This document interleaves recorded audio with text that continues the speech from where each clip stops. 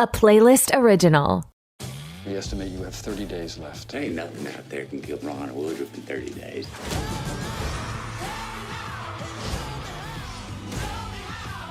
They got good meds out of Mexico. You could be making a fortune off of this. They're importing illegal drugs for sale. It's a very serious offense.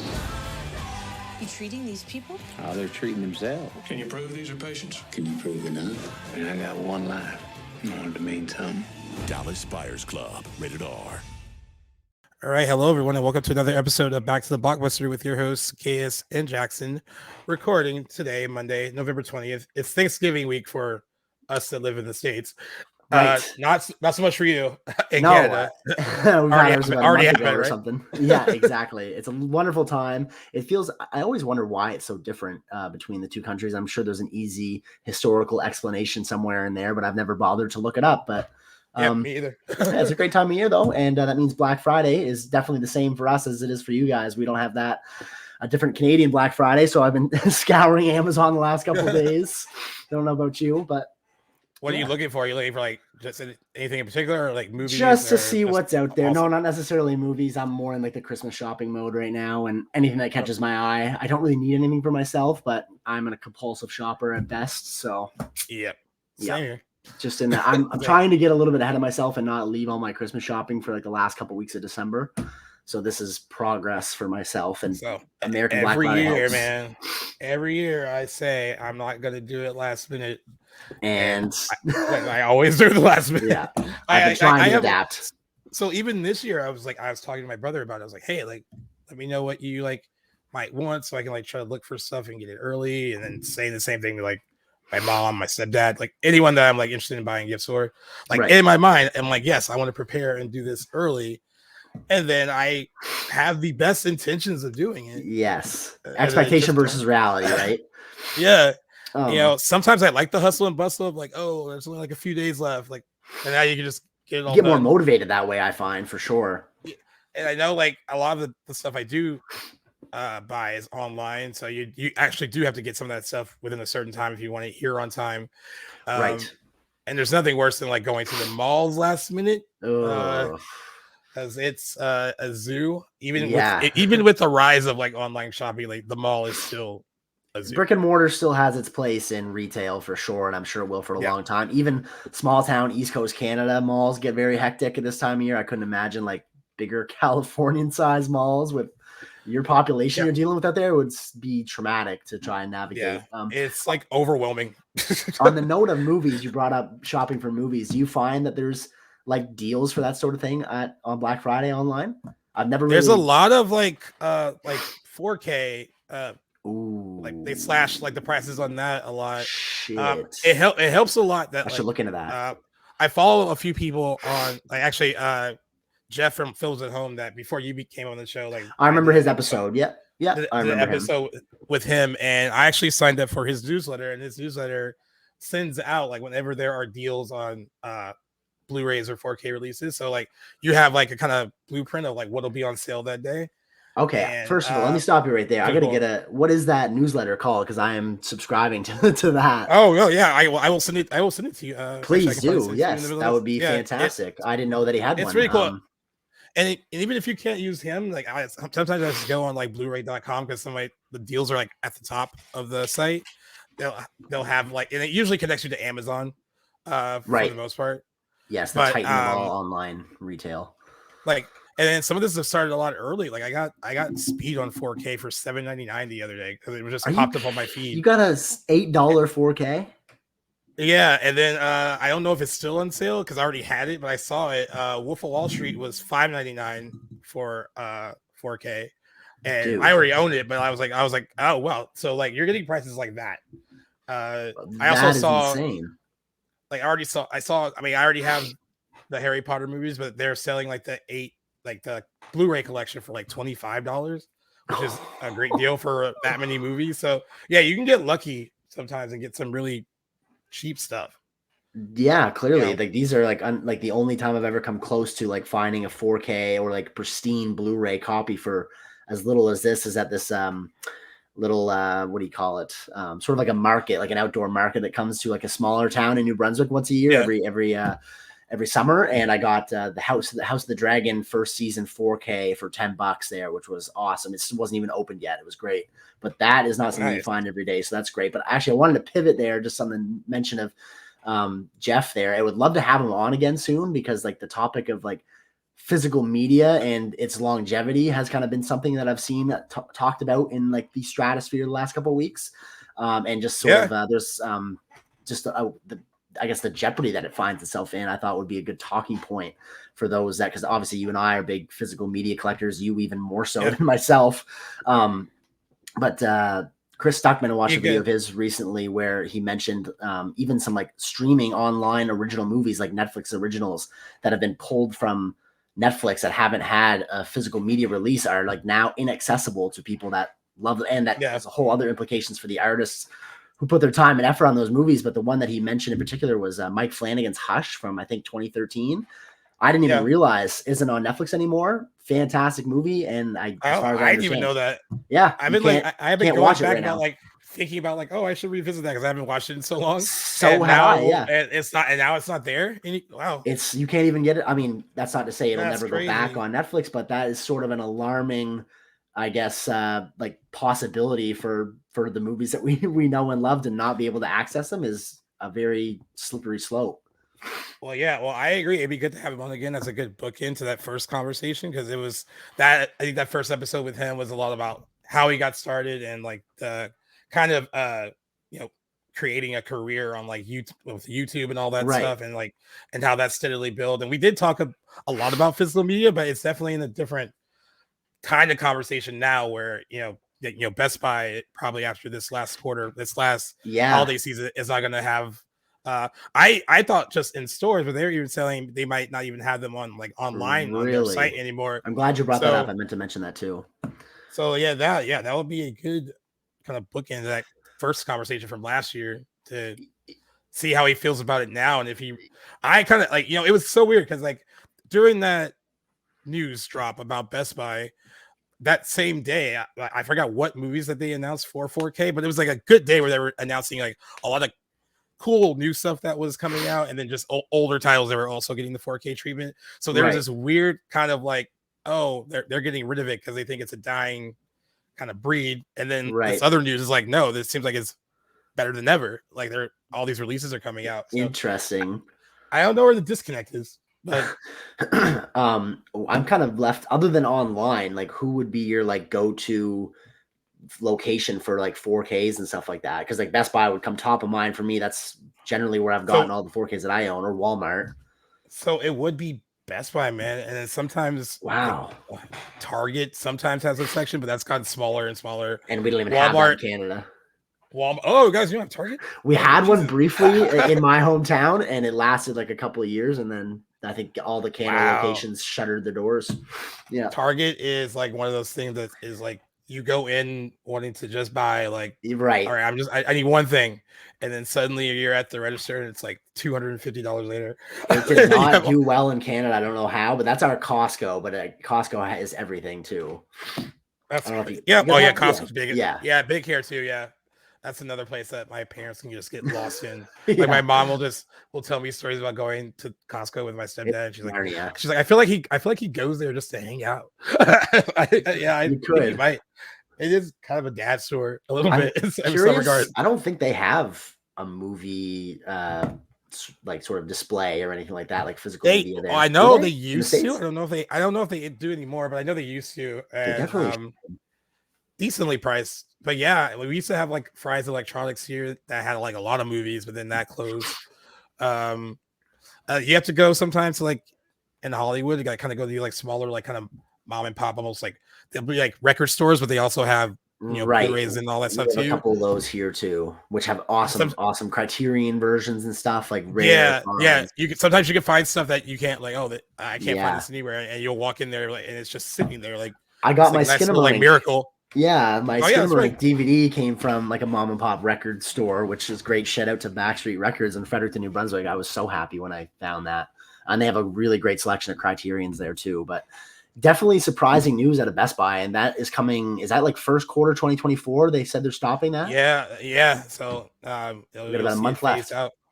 Well, I just fired over his sign up for his email stuff to your Instagram, fantastic. So you'll have that. Yeah, that is impressive that you're able to maintain that conversation and fire that over to me like that. You probably would have just stopped talking to me. Yeah, exactly. I'd be like, tune out for 2 minutes while I figure this out. I'm very like one brain hemisphere at a time. So thank you for that. Yeah. So no problem. So yeah, it's gonna be a good work as far as work week for me. It's kind of a short one because of the holiday. So right. I had to cram like I have to cram like a lot of stuff into tomorrow because like a lot of things that condensed for like a week's worth of work into one day. And then so that's like for the writing stuff. The restaurant I'll just go in for 2 days, and Wednesday is going to be like making sure everything is good for. I am not working on Thanksgiving. I bow out on that. It is a busy day. It is a busy day at the restaurant because surprisingly a lot of people don't want to cook. They just want to take their families out and just buy dinner. Yep. Common tradition here too. It's like what we call like kind of like amateur hour on days like that on holidays where like the normal people that normally go out aren't the ones going out. So it's the crowd is a lot different. They're sometimes a little ruder, even if it's a holiday. Okay. They're expecting. I don't know what they're expecting really, but I've worked 2 Thanksgivings. I will never do it again. So I will set them up for success and then not show best up. You can do. I don't blame you one bit. Working in like the dining industry around like these massive holidays, massive respect for those who do it. It sounds like and looks like a nightmare. So, best of luck and best wishes are with your coworkers at the restaurant. Yeah. And, and then because like during the day, like normally I would go in and open for lunch on a Friday because I work like open manage and then I'm off at like 6 or 7 on Friday, but it's Black Friday. No one's going to go out the day after Thanksgiving. So we're going to be closed for lunch and I'm not going to come in for the dinner shift. So it'll be a nice few days off. Most definitely get some watches in, no doubt. And on that note, speaking of Thanksgiving, I know that we have both gone to see that in theaters.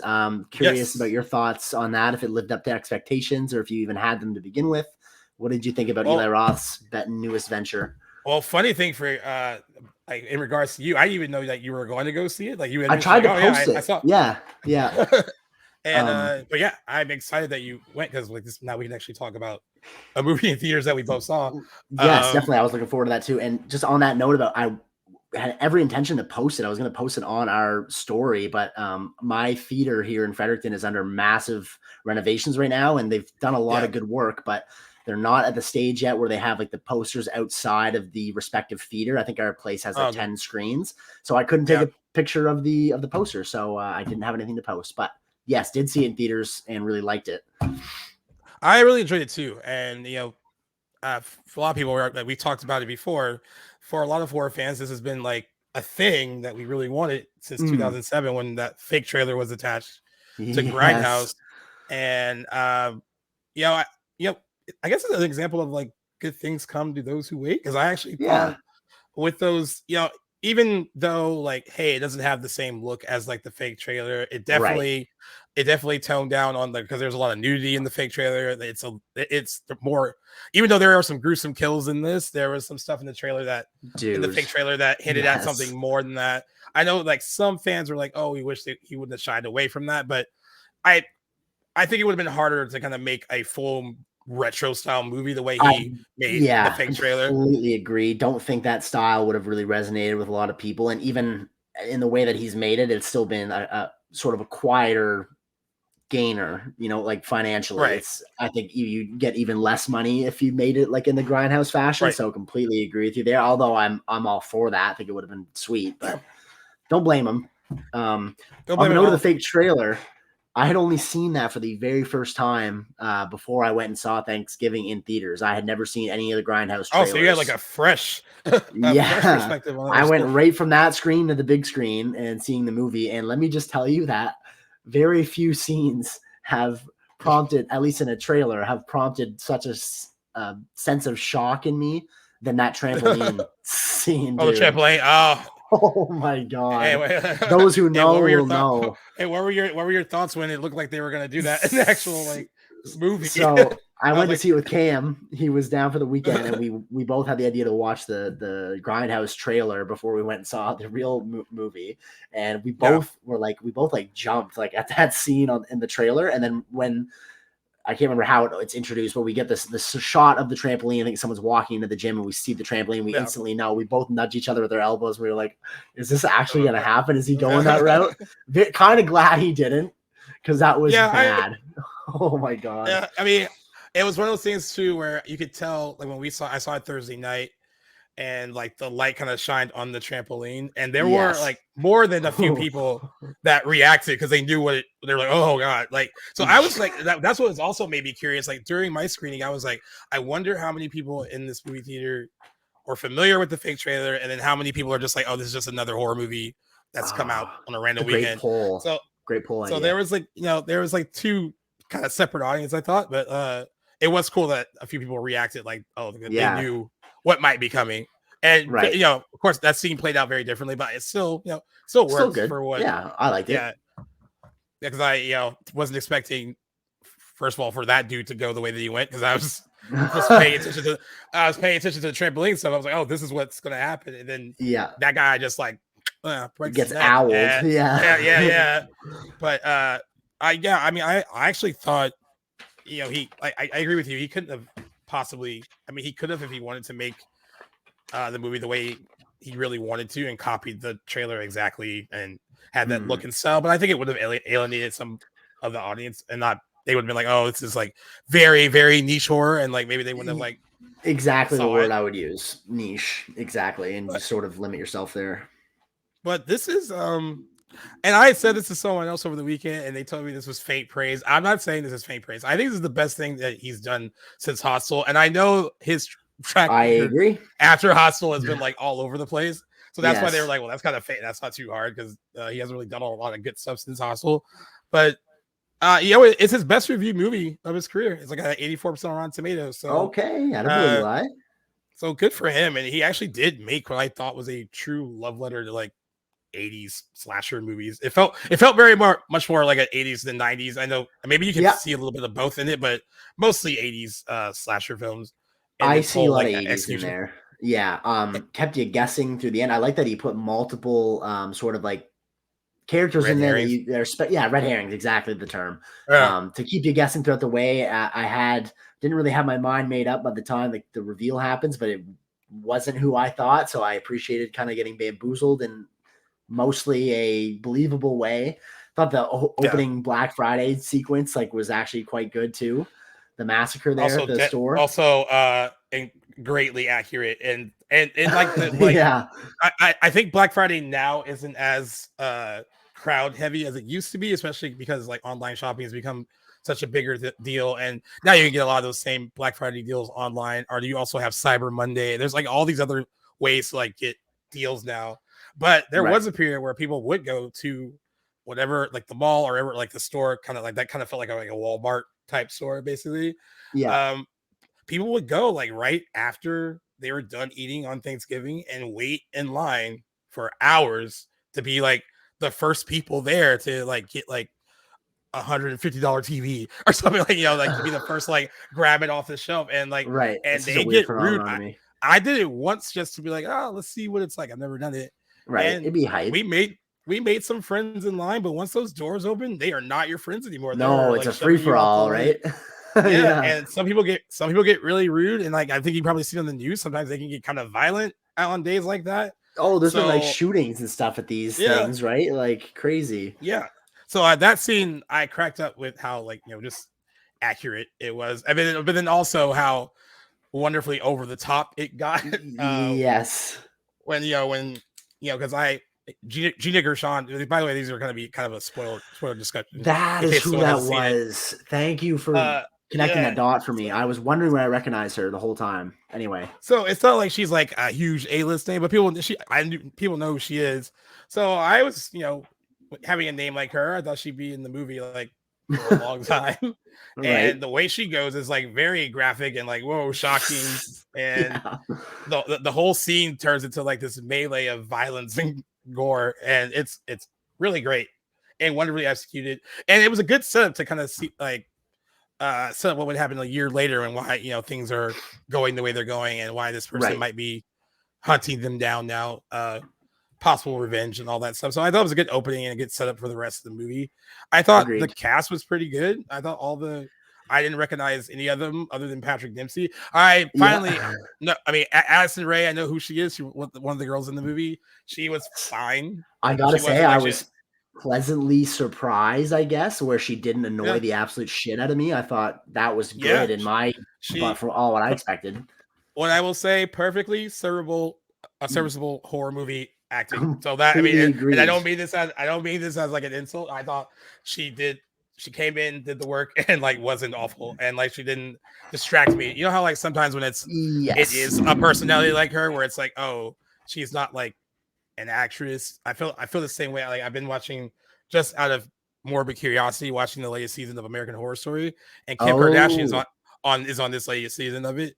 Yes, and so that morbid curiosity was like, okay, is she good or is she gonna like ruin everything? Right, and surprisingly. Like the show is still kind of ass right now. It's not like the best show. It used to be so good, and now it's just not. But she's not bad. Like I was like, I've heard that actually, and I saw a clip of her acting in one sequence in that season, and I thought the same. I know that was like a needle or a drop in the bucket, but that's nice. I know what you mean by having bigger personalities get injected into a movie and sort of like it takes you out of it for the scenes that they're in. I felt that way with Machine Gun Kelly and Bird Box. I'm like, why is he in this? Yeah, that's what took me out of it. Yeah, but with Addison Rae, I was like, hey, I actually kind of forgot she was in this, and then the character that I found, because I didn't really recognize her, I haven't seen her in a while, and didn't even really know much of what I know she's just like a TikToker.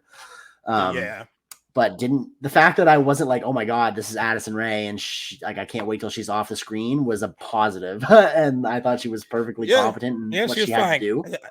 And I think this is her second acting job. She was also in the gender swap remake of She's All That called He's All That. And I didn't watch it. So I don't know. I don't know if she was good in that or not. But if anyone is a fan of her, like a fan of hers that listens to this, we both thought she was decent and not distracting. And I actually thought the rest of the cast was really pretty good too. I thought the lead girl was also very good as well. And it was funny in all the right spots too. It was campy in all the right places. I think he pretty much nailed it. I don't know. I had really no complaints with this movie. Yeah, me either. Now we have a Thanksgiving staple. I know. Like I know someone I know that said they thought it was a little too long, but I didn't really feel that either. I thought it was like perfectly paced too.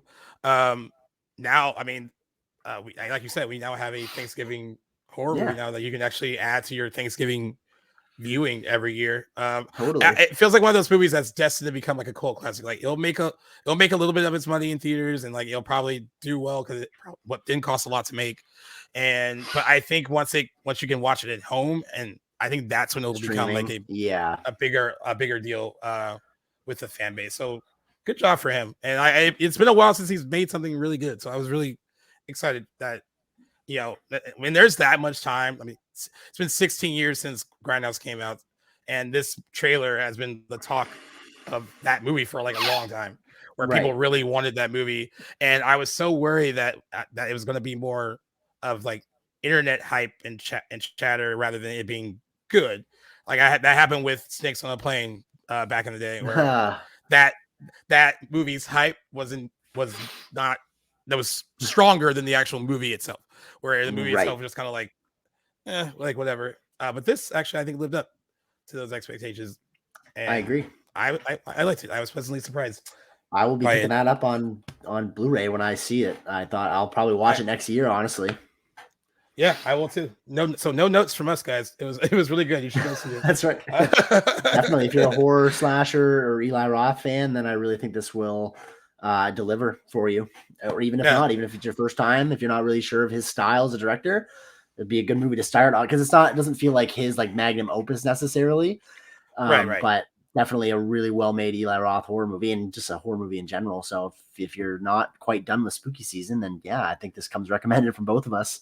Yeah, definitely. And we will bring up Thanksgiving probably shortly at the end of the news segment with box office. We'll tell you how much it did and how close we wore to the actual gross, and we'll have some other box office news as well. Some good, some very bad. Catching both ends of the spectrum. Yeah. But we haven't talked a lot of trailers lately, and we wanted to do that for you today because there were some. There were three. Well, I'll say two big-ish ones, and one just looked interesting, and that was the one from Blumhouse. I'll save that one for last. But I guess I'll start with which one? Well, Sydney Sweeney's in both and two of these. Yes. So I guess it doesn't really matter. Okay, I'll go with the 81 but you one first. This is okay. Not what I thought you'd start with. So I know. Interesting. Well, I'll go with that one first. It's an R-rated romantic comedy. They had a Red Band trailer, guys. I actually saw the Red Band trailer ahead of Thanksgiving, so I watched it online and then saw it on the big screen as well. Glenn Powell and Sydney Sweeney. The promotion for this movie has been based solely around the fact that these are both good-looking people, and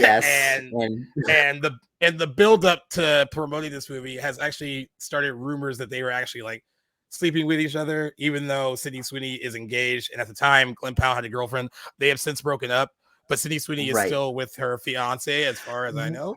Did that not have like was there not like sort of like rocky waters in her engagement as well? I heard that, but they were like I didn't know if it together was after that too. Right. Okay. I didn't know how legit that was.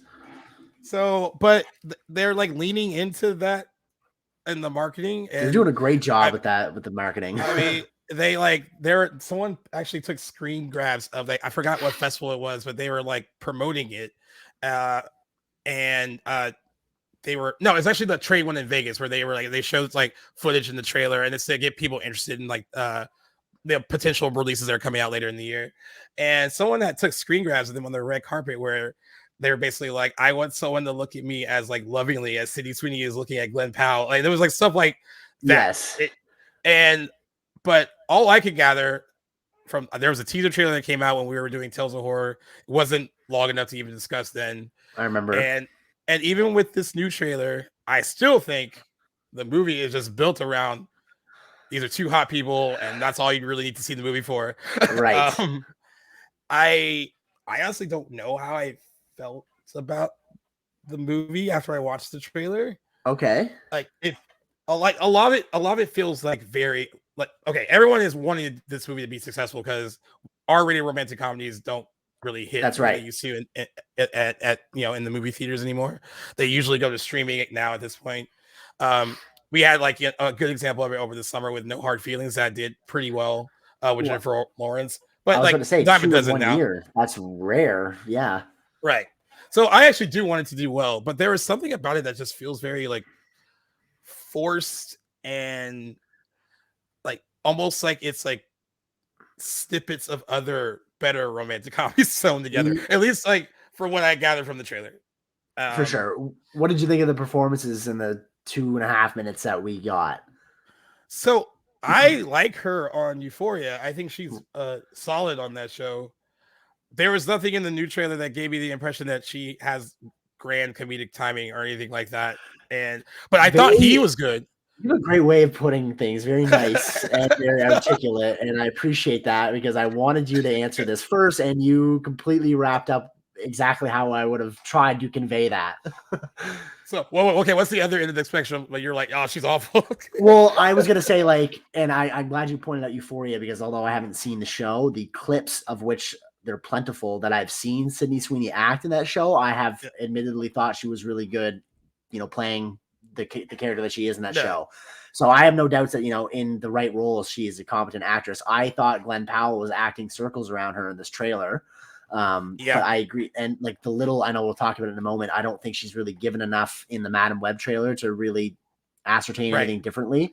So I haven't really seen a Sydney Sweeney performance yet that I'm like, wow, this girl's got chops. And I agree with you. I think the comedic timing isn't really there yet, but the movie might provide something differently. But in this trailer, I'm very much like Glenn Powell is definitely in a different class right now.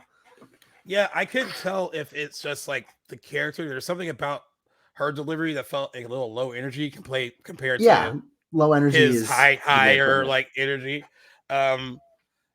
Does it look like they have chemistry? Yeah, but like two hot people would. Well, yeah, it didn't seem like that, like earth shattering or anything like that. I've seen better chemistry between actors before, for sure. Even like Zendaya and Tom Holland. This movie is being built on this chemistry, this kind of like combustible. Like, look at these two beautiful people in this movie. Right. That is what they're selling you on. So it should be that. You should see that in whatever 2.5 minutes of trailer that they gave us. Agreed. And I don't really know if I got it. I don't think I did either, TBH. So like the other, I just said TBH. That's great. That's right. I do say that regularly too, but to be honest, for those that don't know, I gotta get off the turned into like a white valley girl for like a hot second. I don't do that with many acronyms, but yes, I'm guilty of that. I guess what has me like kind of it comes from the same guy who did Friends with Benefits and Easy A. So I actually liked both those movies. So there's that confident in that, and it seems like the supporting cast, like it might be kind of fun too. But I don't know, nothing in it like.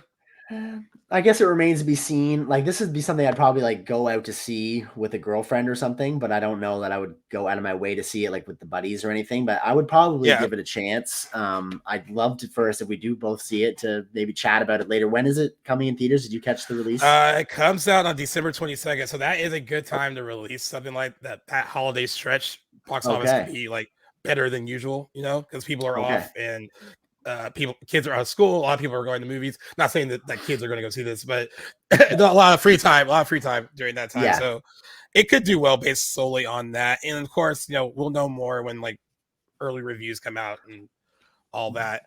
That'll be something I'm sure we'll talk about. I was just looking for combustible heat and I just didn't get it. So like it was like lukewarm, very lukewarm. Exactly. It's very room temperature. Yeah. Yeah. So, but hey, there might be some more fun TV spots that come out later. If reviews are strong, I might be like, all right, maybe, you know, in the grand bigger picture of the whole movie, they have more spark. Or she has more spark. I hate blaming. Yeah.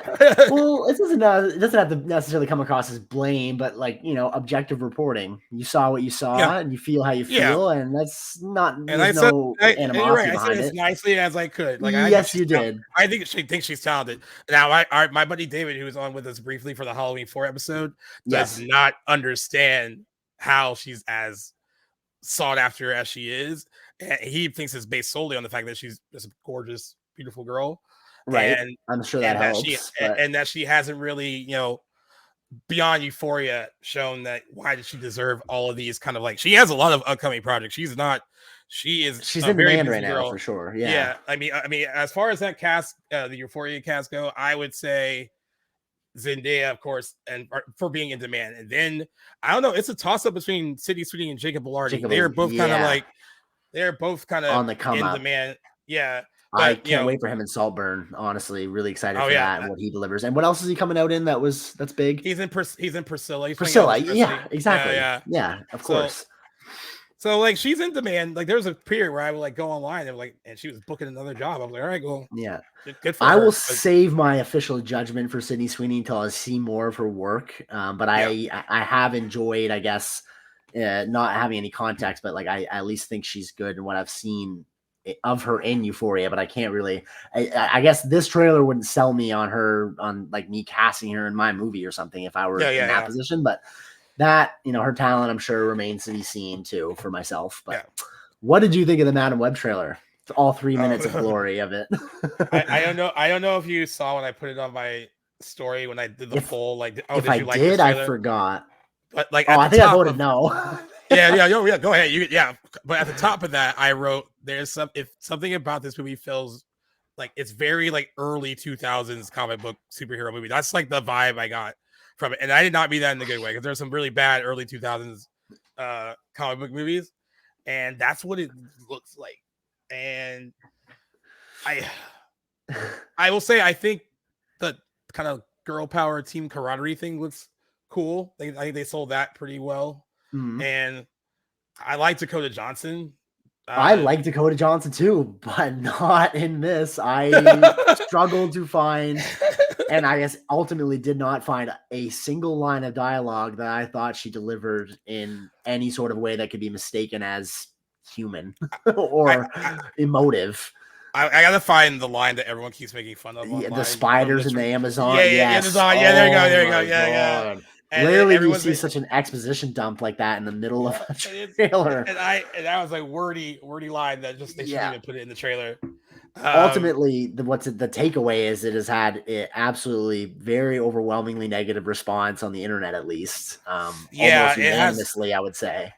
You know, the Sony Spider-Man universe, and that for people that don't know, it's the Sony owns the rights to. They have this kind of sweetheart deal with Spider-Man where they've been sharing Spider-Man with Marvel, Disney, but then like all these other kind of from the Spider-Man kind of canon, they own the rights to those characters. So that's why you're getting Venom and Morbius and Kraven the Hunter and Madam Web.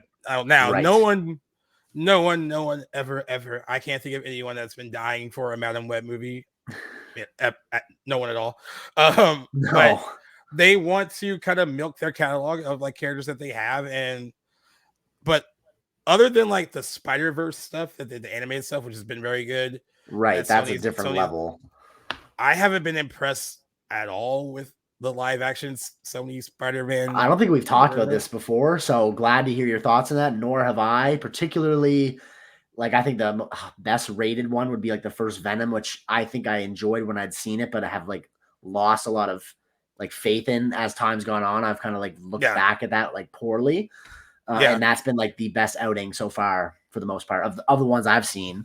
I think it's a really weird, and I kind of like, on one hand, I'm like appreciate that universe's little existence aside, like outside of the MCU, and cool to see these like Spider-Man Rogues Gallery characters that we wouldn't otherwise really get the chance to see. However, I just don't think it's going very well, which is the disappointing side. I agree. I'm glad you said that because I think there is something to be said about these characters that you might not get. You might now, if Marvel owned the rights fully, I think you would get a proper Venom.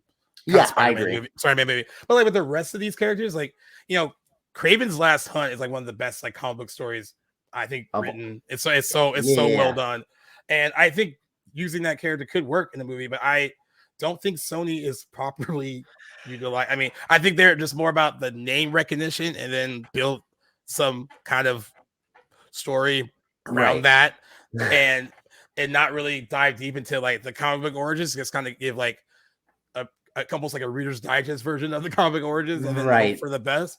And it really hasn't worked. I like Morbius is the worst offender of the bunch. And then like Venom, like you said, I think in the theater I was like, okay, it's not nearly as bad as like the reviews are saying, but it's also not great. What did the kids say? I thought it was mid. That's right. That kind of started that lexicon. Yeah, and then Venom Let There Be Carnage. While I didn't like it at all, and I think that's had a lot to do with the fact that, like, again, those two. I mean, I forgave it when you did this with Venom, but then you brought Carnage in the mix, and Carnage, that his use in the comic books is also very good and deserving of a R-rated. I mean, he's a serial killer, so deserving of an R-rated comic book movie, and didn't love that execution at all. Already mentioned Morbius. The Kraven the Hunter trailer at least is going hard R. So yeah, that's nice. And it's and by the way, you're getting both of these movies next year. You're getting Madam Web and Kraven the Hunter in 2024. Right. Like you said, not enough of Sydney Sweeney in this to be like a good judge of like how she is in this. I know it sounds like we're just breaking down Sydney Sweeney at this point. Not how I want to go about it, but just looking at what we got, at least there's not really enough, like you said, in here to really judge. But there was the moment she gets, I didn't really think anything of. But I think really the case here is Dakota Johnson and her like flatline delivery. I thought of almost all her dialogue. So what I'm realizing with her is that when she has a good script and a good director, she's great. And what I'm also realizing is that when the script is flat and the direction is poor, Right. she is going through the motions and collecting a paycheck. And not If you want an adding example, yes. if you want an example of her going through the motions and collecting a paycheck, watch all 3 50 Shades of Grey movies. Shades of Grey. You'll understand. But then watch her in anything else, and you're like, oh, that girl actually, because she gets the whole like nepo baby discussion a lot, because like her mom's Melanie Griffith and her dad's Don Johnson, so like they're both actors, and Don Johnson's her dad. I don't think I ever knew that. That's awesome. I love Don Johnson. So like she's been a part of that discussion before, like how deserving of the roles that she's gotten is she, and I think she's proven that she is in the right stuff, and I think she is. I actually think she is a good actress. But I will say that I will say this. From the moment of this project's inception, I've been like, oh, with a side eye the entire time. Fair enough. I thought maybe a trailer might fix that. And all I got was like, this felt very 2003 Daredevil, very 2005 Elektra. Like that's what I was getting. Right, kind of like up there with the worst company of comic book movies. Am I crazy, or did we not even get a teaser? Did we just go straight to the 3-minute? Like what happened? Whole bonanza. Why are we raw dogging this movie all of a sudden? Like, why not dip your toes in and see what the audience reaction is going to be to this? And I don't know why. Would have benefited from a dipping your toes in first before giving us that. Very much so. To maybe craft something up in the editing room after seeing the initial reaction. That just seems like very bold. You know what I actually would probably, and like I could be wrong about this, I don't really know the interworkings of movie editing and trailer creation, but I have a feeling that maybe the creators of this were banking on a different outlook from the Marvels and the whole girl power sort of team superhero dynamic, and it maybe doing a little bit better, and then this coming on the heels of that. But we've seen how that's sort of been going, and I feel like this comes at a very poor time considering how the Marvels is doing at the box office right now, and people are now looking at this. Someone else saw that on Twitter. They were like, "Oh, what an awful week to release your trailer for this!" Like with the, not to. And they also clarified not to knock female-driven. No, exactly. They're like, we want them if if they're good, we want them. But if they're good, just the media narrative of like how like the negativity that was surrounding the Marvels, and then they got this, and this trailer looks awful, and it has nothing to do with it being led by a group of women. It just looks exactly. If this was the same trailer with a group of dudes, I would have said I would agree. It looks terrible. And there have been many that I have thought that have all been led by dudes that have been atrocious. This is just not an exception. It looks so bad, and yes. And again, if reviews are good, might change my mind. If we get a different trailer, I mean, hey, this is kind of movie that's probably going to get 2 trailers, right? And for sure, maybe they'll learn the mistakes from this one and cut something together that offers up something a little bit better, right? But it's hard to cover up a bad script, man. Even if you're trying to cut, not much you can do, But it's got a pretty decent cast, like Sidney Sweeney, Dakota Johnson, Mike Epps, Emma Roberts, Adam Scott. I mean, decent cast for sure. And I was trying to look up the films of CJ Carson is a female director, which is that great on that. She's mostly done TV though, so like Heroes, House, Dexter, Ugly Betty. She's done a lot of Dexter, eh? Yeah, she's done a lot of TV direction and all that. Okay. But this is like her biggest kind of take on as far as but yeah, most of her work has been in television, which is nothing wrong with that. But no, for sure. You gotta get your start somewhere. It looks like most of her stuff is as a director, from what I'm seeing. Oh, and writer. Yeah, so a little bit of both. Did she write this though?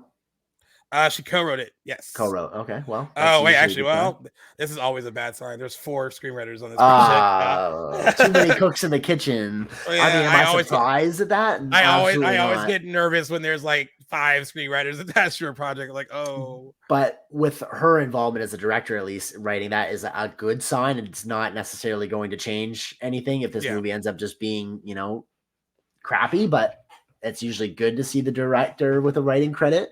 But am I surprised that a Sony Marvel production has this many writers? No. Nope. Time. I feel like we can make a judgment on how this movie is going to go right now, and we'll probably be right. But I mean, it's usually things can change, and minds can be changed all the time. So exactly. I'm open to it. I'm just for sure. I'm not optimistic that my mind will change. But And when does this one get dumped out? Right in time for all you lovebirds on February 14th, so Valentine's Day weekend. Okay, seems to be a Dakota Johnson staple. Yeah, it's a good weekend. Valentine's It's Day a movies. good weekend Yeah. for her. Yeah. It's a good weekend for her. So we'll see. So the last trailer is not so much a big movie. I just thought it was interesting from Blumhouse because sometimes they come out with they're either coming out with original horror films or they're coming out with stuff that's linked to a bigger IP. Right. This is one that appears to be an original idea. My concern before I get into what the movie is the director, which I didn't bother looking into yet. Jeff Wadlow. He's worth okay. He directed Truth or Dare, which wasn't good. He directed Kick-Ass 2, which wasn't as good as the first movie. Right.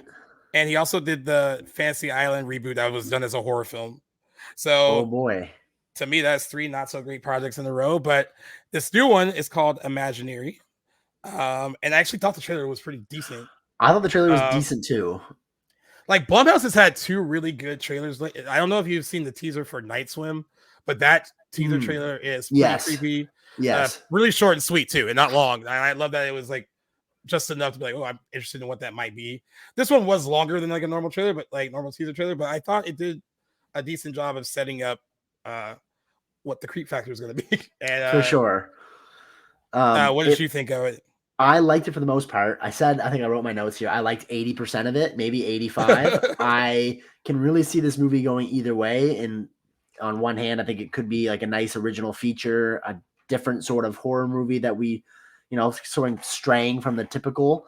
I don't remember the last time we got something like involved like imaginary friends. Like I like kind of that route it's going. I can also see it sort of going on into the schlocky sort of way and just being derivative and full of jump scares and not really adding anything original.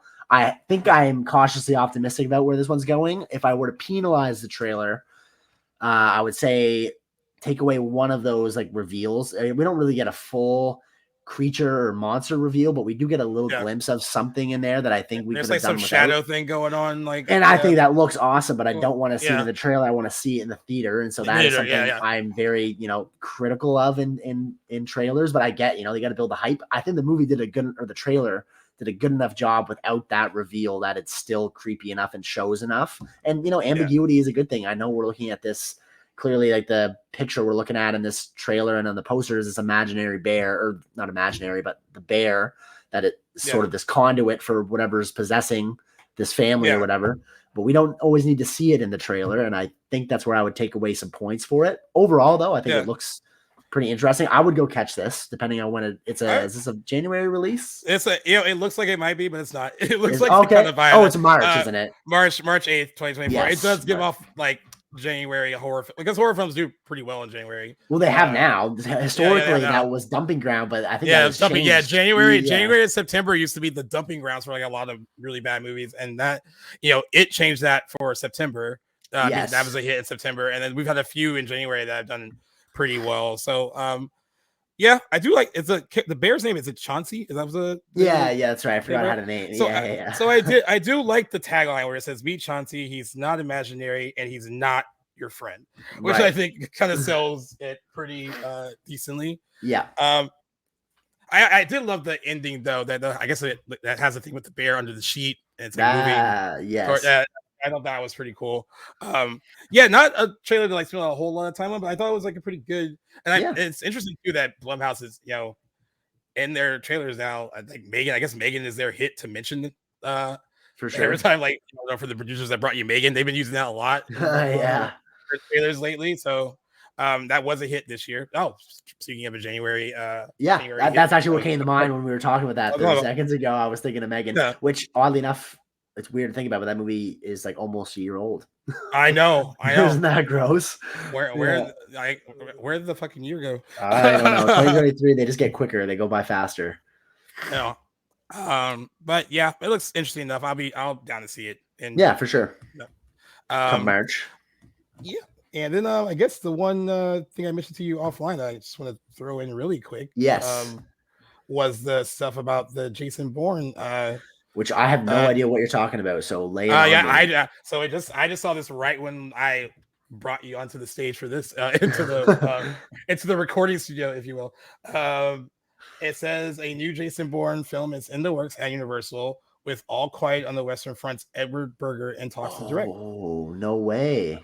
So this is very, very, they said, very early in development, but he has been in high demand since All Quiet on the Western Front, and they really wanted to grab him for a project like this, and apparently he's very interested in doing it.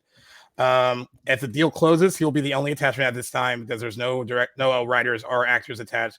They said they will be going after Matt Damon, and I think for him to even consider coming back, they said that they has to start with a great script and story, so that has a lot to do with like getting him back. There's not a lot of story behind it, but this is interesting from Deadline. They said, like the Fast and Furious franchise, Bourne is a very important IP to Universal that has led to both massive box office dollars as well as huge critical acclaim. It is always a property that is highly valued at the studio, which is why they want to keep it going. No doubt. I actually like the franchise as a whole. I even like the Bourne Legacy with Jeremy Renner. I have not seen that one yet, but I like the franchise a lot too. So I'm down with them doing it if the story's good. Are you kind of feel that this is like a long in the tooth franchise that should probably stay dead? Yeah, well, I mean, I'm thinking like they already gave Jason Bourne a sort of legacy sequel in 2015. Called Jason Bourne. I don't exactly remember how that movie ended. I know there was a really great car chase sequence throughout Vegas, wasn't it? Yeah. And I can't remember if I'm guessing his character didn't die. I literally couldn't even tell you how that movie ends. But like I thought those 4 movies, as they are, like Jeremy Renner's aside, are great bookended. I don't think there needs to be more to this story, and I can only see this going the route of several of these legacy sequels that we've been getting. And I just don't see. I think that quote from whoever that was at Universal sums it up. Like it's been a valuable IP, and that is really the only reason that they want to make this. Doesn't this just sum up almost every studio head that talks about their IP? Why just make something original? Yeah, they're always talking about how valuable that IP is, and like there's so many more stories to tell. Like there's not. It's not with Jason Bourne. They're like consumers want more Lord of the Rings stories and Harry Potter stories. Like no, they're fine. They're fine with what they got. And those things were great. Nothing you're gonna do afterwards is gonna touch those originals, at least in those IPs. I guess that's just. I love Edward Berger. Really, like I actually just want to. As soon as we're done this, I want to go watch All Quiet on the Western Front again. I only saw it last year, and I've been dying to see it again. Like that was one of my top of 2022. I wish he'd been doing something else. I got to say that. I guess there's no script yet. I just am very on the low end of positivity for this story. I love Edward Berger, but I want to see him do something more in the vein, a historical epic, like what he had just done. And that movie was fantastic. So that's kind of disappointing to me. So I'm more excited for it because of his involvement. I just don't know if we need another Bourne movie, and then if Matt Damon's not attached, and then they have to figure out another way to do that with someone else. And they did that before. I didn't mind Jeremy Renner, but some people were like, "Hey, it's not a Bourne movie without Matt Damon." So right, there's that. I don't know. I don't know how I feel about it, but actually, in all. I guess because there's not enough known yet. There's no script or anything. I guess. And I feel cynical. I feel cynical about a lot of news that we cover here, but I just looking at traditionally what we get out of these things doesn't leave me with much to be excited for. There's been very few legacy sequels bringing back older characters from previous IPs decades before that have really paid off for me. And I know I'm not alone in that. And I would just really hate to see this character go down that road. Really hope that I'll be surprised. Like I guess Top Gun Maverick would be a great a counter example to that. I would love if they did something like that and do it that well. It just really starts with the reason why they want to tell that story. And based on what you just quoted from Paramount or Universal, Universal, I don't see that motivation being a good one. So, fingers crossed that I'm wrong. But guys, I know it sounds like we've been really negative about most of the things we've covered today. Well, it's been that kind of news week. Exactly. So far. But I mean, this is all speculative at best at this point. Like things may very well change, but initial reaction, oh well. All right. Well, let's close off the news. Yes. Oh, whoa! Actually, more breaking news. Sorry, this is why this is good that we're breaking news, because I just went back to deadline. Nicholas Hoult has been cast as Lex Luthor in Superman Legacy, so he's finally going to get another shot at a superhero movie, because he always is auditioning. Like Nicholas Holt's story of the auditioning for all these big comic movies and not getting them, or big kind of like any big like studio movie and not getting them, is kind of stuff of legend now. He auditioned for the Batman and did not get that. He lost that to Robert Pattinson. He auditioned for a role in Top Gun Maverick. They don't say what role it was, but they do believe it might have been Goose, either Miles Teller or and then he auditioned for Superman. He was auditioning for Clark Kent. Of course, he lost out to David Cornsweet, but I guess James Gunn liked him for Lex Luthor. So, and on that, I actually think that's pretty. I think Nicholas Holt's a good actor. So, I think he's like a pretty.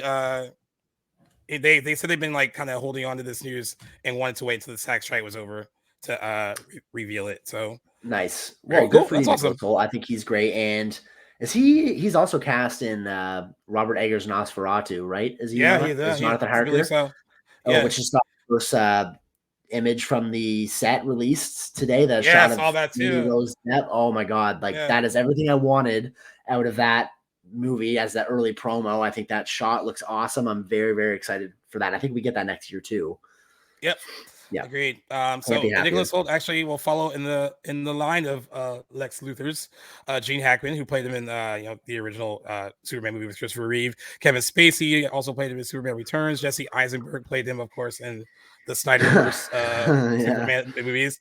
On TV, Michael Rosenbaum is considered one of the best Lex Luthors, period, from Smallville. So very good company to be in. Good company for sure. Even despite Jesse Eisenberg's, he's still a fantastic actor to portray it. Just not his fault. Very similar to like Jared Leto's Joker interpretation. Not necessarily all his fault, but it starts in the writing room.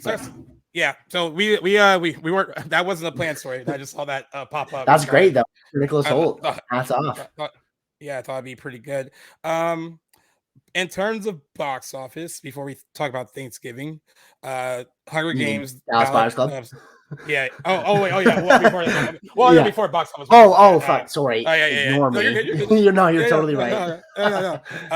The Hunger Games: Ballad of Songbirds and Snakes opened to $44 million over the weekend. You're gonna see a lot of media outlets say this is the lowest opening for a Hunger Games movie, but I don't think comparing him to the other three is necessarily fair. I forgot because then they split up the last one. Mockingjay was 2 parts. I don't think that's fair because they're totally different. Even though these aren't coming from novels that Suzanne Collins wrote, but it's a prequel without a lead like Jennifer Lawrence attached to it. Different time too. I think a $44 million opening isn't bad. Also, it's had on a the lower end of tracking, I think, right? But still, it was tracking. Tracking 50 million plus. Came in at 44 worldwide, 99 million. Now, here is why I think this opening weekend's fine. It's a $99 million worldwide opening. This movie only cost $100 million to make. So, use this as an example because this looks like a much more expensive movie than $100 million. Yeah, true. So there's a lot of Rachel Zegler haters out there too, I guess. So there's a lot of negativity coming her way, just because. I gotta say, like, I can see somewhat where those people are coming from. I wouldn't say like I can't really criticize her as an actress. I have not seen her act or anything. Just judging on like her in interviews and stuff, I also find her distasteful. So I get why, or I see, or somewhat sympathize with some people. I don't think that's like a credible reason to just discredit a movie just because she's featured in it. But I guess that like that I guess that's it. That's where that come from. Her talking about like Snow White and all that stuff drove me crazy as well. And I feel like she's definitely a flavor of the month right now. Similar to like, who was it that it feels like she's having her time that Jenna Ortega had earlier in the year. Man, I've still been wrecking my brain on who on our show called Rachel Zegler a poor man's Jenna Ortega, and I forgot all about that actually. Yeah, because I thought it was you, and I know I didn't say it. And you're like, no, it wasn't me. So it had to be a guess. See, I don't even really remember that happening, but I remember you racking your brain as to who said it. But maybe it was on another show you were on. I have no idea. I don't know. But I think at the end of the year, I'm just going to cycle through some of these episodes. Like, I'm going to find it. But I just because it's just a funny statement. right. Deadline said this about the opening. They said there is some great word of mouth for that movie among the under 25 female crowd, which could help the movie during the Thanksgiving stretch. However, this film was front loaded because it did have a drop from 19 million on Friday to 15 million on Saturday. So it was down 21% on Saturday, which is usually not the case. Usually there's sometimes bigger business on Saturday. Hmm. Because and they also said a lot of young adult movies aimed at women are usually front loaded. But they said that said, two types of movies work over Thanksgiving, and that's family movies and PG-13 aimed at a fervent demo. So they said this movie falls into both. So it could actually do it could hold well during Thanksgiving. And I think like once worldwide box office totals, like once it's all said and done, I think it'll have enough business on it to justify probably turning this prequel series into its own franchise now. The end of this box office run will definitely be indicative, I'm sure, of if it'll get, because I don't think that right now everyone's clamoring to hit the green light on a sequel yet, but I think there still could be a possibility. Yeah. I honestly, this movie aside and everybody, like all that notwithstanding, I didn't really think there was much of a demand for Hunger Games content at this moment. It had been 8 years since the last one. I can't believe how fast they spit out those 4 movies. The last one, part 2 of Mockingjay, came out in 2015. Did the first one not come out in 2012? Yeah, 2012. So it was quick. That turnaround was so fast. 4 movies in 4 years. That is, well, I did not realize that. I think someone at Deadline agrees with you because they said at the end of the day, Songbirds and Snakes will be profitable. It'll probably have a domestic total at the end of its run between 120 and 130 million dollars. That's not even counting global figures, right? But they said still there didn't seem to be any kind of urgency here on behalf of the fans to reignite new life into Hunger Games. So I didn't know I didn't know there was a prequel series like the books. It only came out in 2020. It's not that okay. new. So when this got I saw this announced, I was like, oh, did they just make this up for like a film? And then I found out there was a book, so I was like, oh, well. I think they must have been planned in tandem. I'm guessing Suzanne Collins probably thought there's some money to be made in this, and I'm sure some studio heads agreed with her. That being said, I love the original books. I read them twice in like middle school and high school. Really big fan of them. The movies, I've only seen the first 2. So I'm not really, I don't have much of an opinion here for them, but I just wouldn't have guessed that. I'm not surprised, I guess, that not everyone's flocking out to see them. I think like the Katniss story is really the bread and butter of that universe. But you know, if another prequel can, do it, then I'd say, take your shot and we'll see. One thing that did rub me the wrong way that I saw in some promo is Rachel Zegler's character. I think her character is Lucy Gray. She does that like Katniss bow that she's infamous for. Yes. I'm like, that is, I don't know. That rubbed me the wrong way. Not that I really care, but I was like, interesting. And her character sings in the movie, and Rachel Zegler is a singer, as we know from the West Side Story. That's how she got discovered. That. Yeah. Deadline's putting out more facts. I actually think I like Deadline because they don't when they write. Because sometimes Variety sounds like a snarky like teenage girl when they are writing stuff like this. But they also said the challenge here for Lionsgate in launching this movie all along, aside from the actor strike, is the fact that the Suzanne Collins novel wasn't a big hit like the others, hitting shelves during COVID with 3.5 million novels sold. The other factor that can't be ignored is that Hunger Games diehards were upset with the studio when they split up Mockingjay into 2 movies. Yeah, it was in vogue at that time to do that. And actually, credit to the director whose name eludes me right now. Francis Lawrence. Francis Lawrence, yes, thank you. As much as this Ballad of Songbirds and Snakes, man, say that 10 times fast. Yeah, it's a wordy title. It's wordy, it's lengthy, but I will commend him for. I think he really also wasn't pleased with the breaking up of the last book. Yeah, he wasn't. Movies. Yeah, and so I think that was a catalyst for him.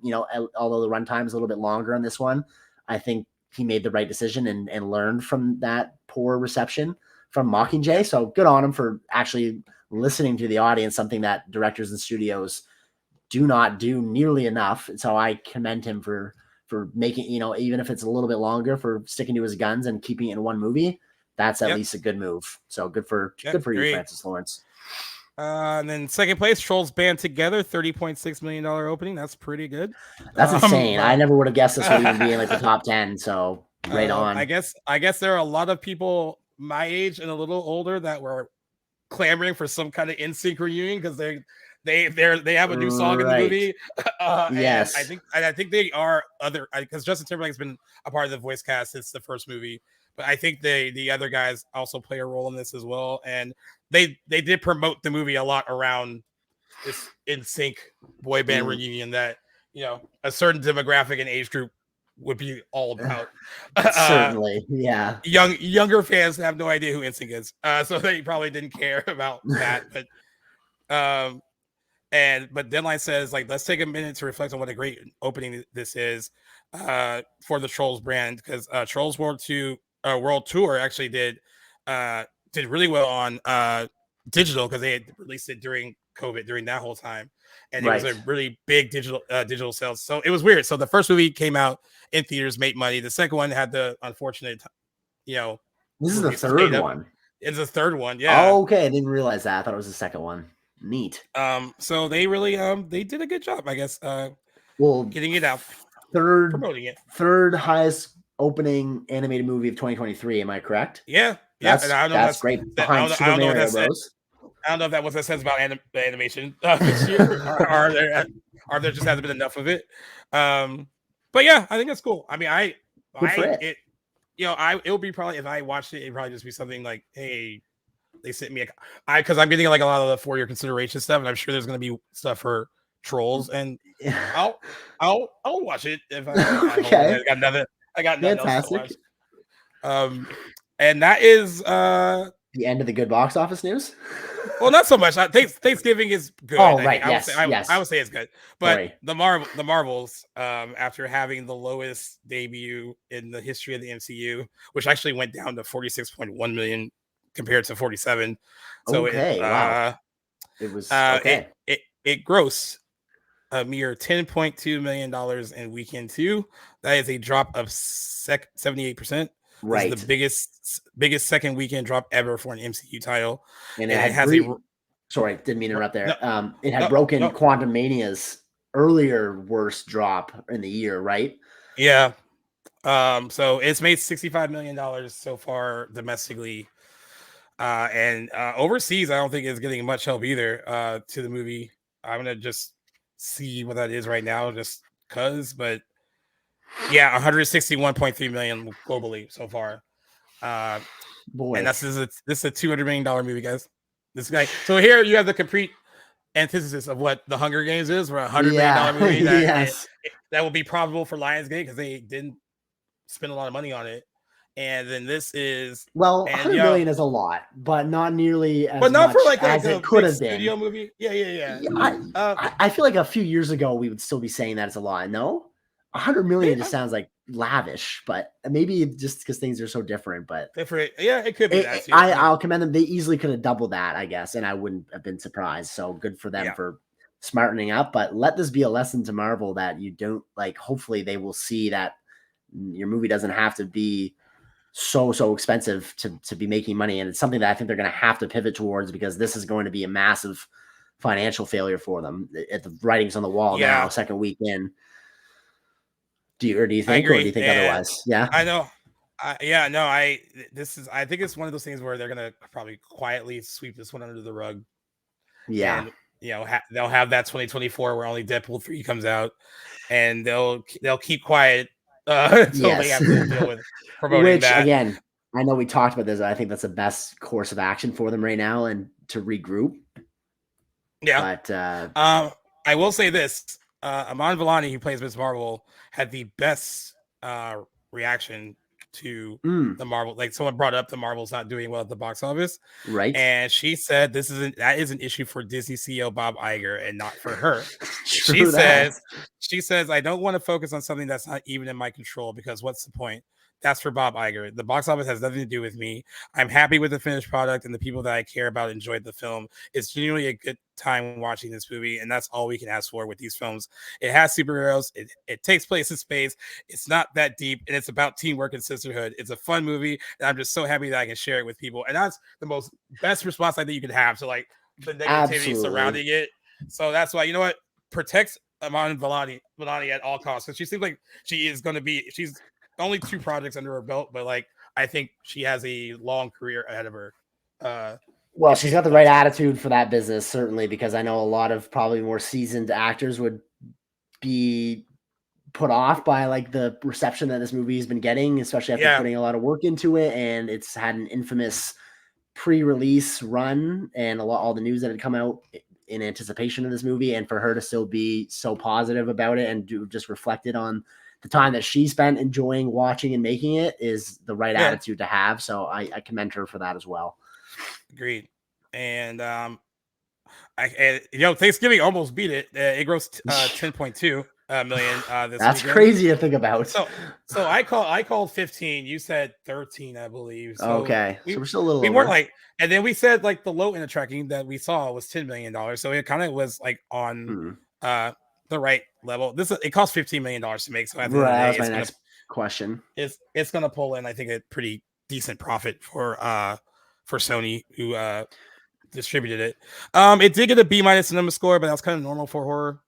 I don't even consider that low. I don't like if I get a paper with I guess B- is a little bit closer to C. I was thinking of B. Okay. Oh, I think it's better than that. But yeah, I think with that budget that small, and Thanksgiving actually being this week, it might get a little bump, or at least not fall completely off the hill.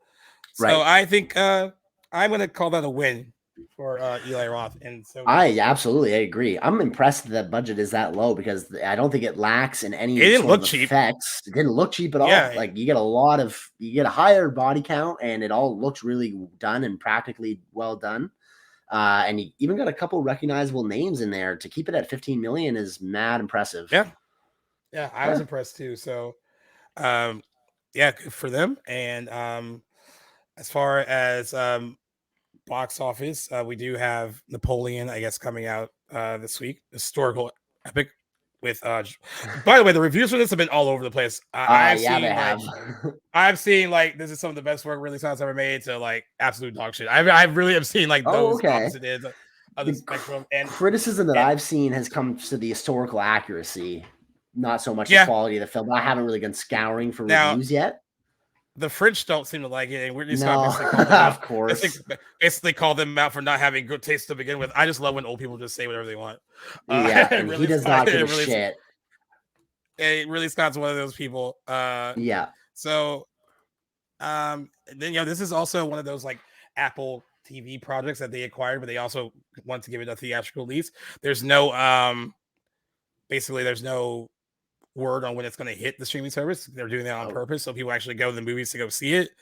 Never did I think I would ever commend Apple for something like that. So they did the same thing with Killers of the Flower Moon. As of right now, that movie still doesn't have a release date for its streaming debut. So they know what's up as a streaming service. So never would I ever thought I'd be saying that, but good for them.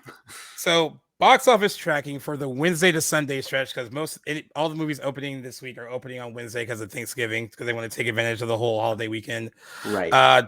Deadline is predicting a $22 million 5-day opening weekend, and that is what's tracking, and that seems low-ish, but I guess it's also it is an historical epic. I think it is a little long. But think of he's Oppenheimer. But yeah, and Ridley Scott's had good luck with that holiday. House of Gucci opened over the same period in 2021.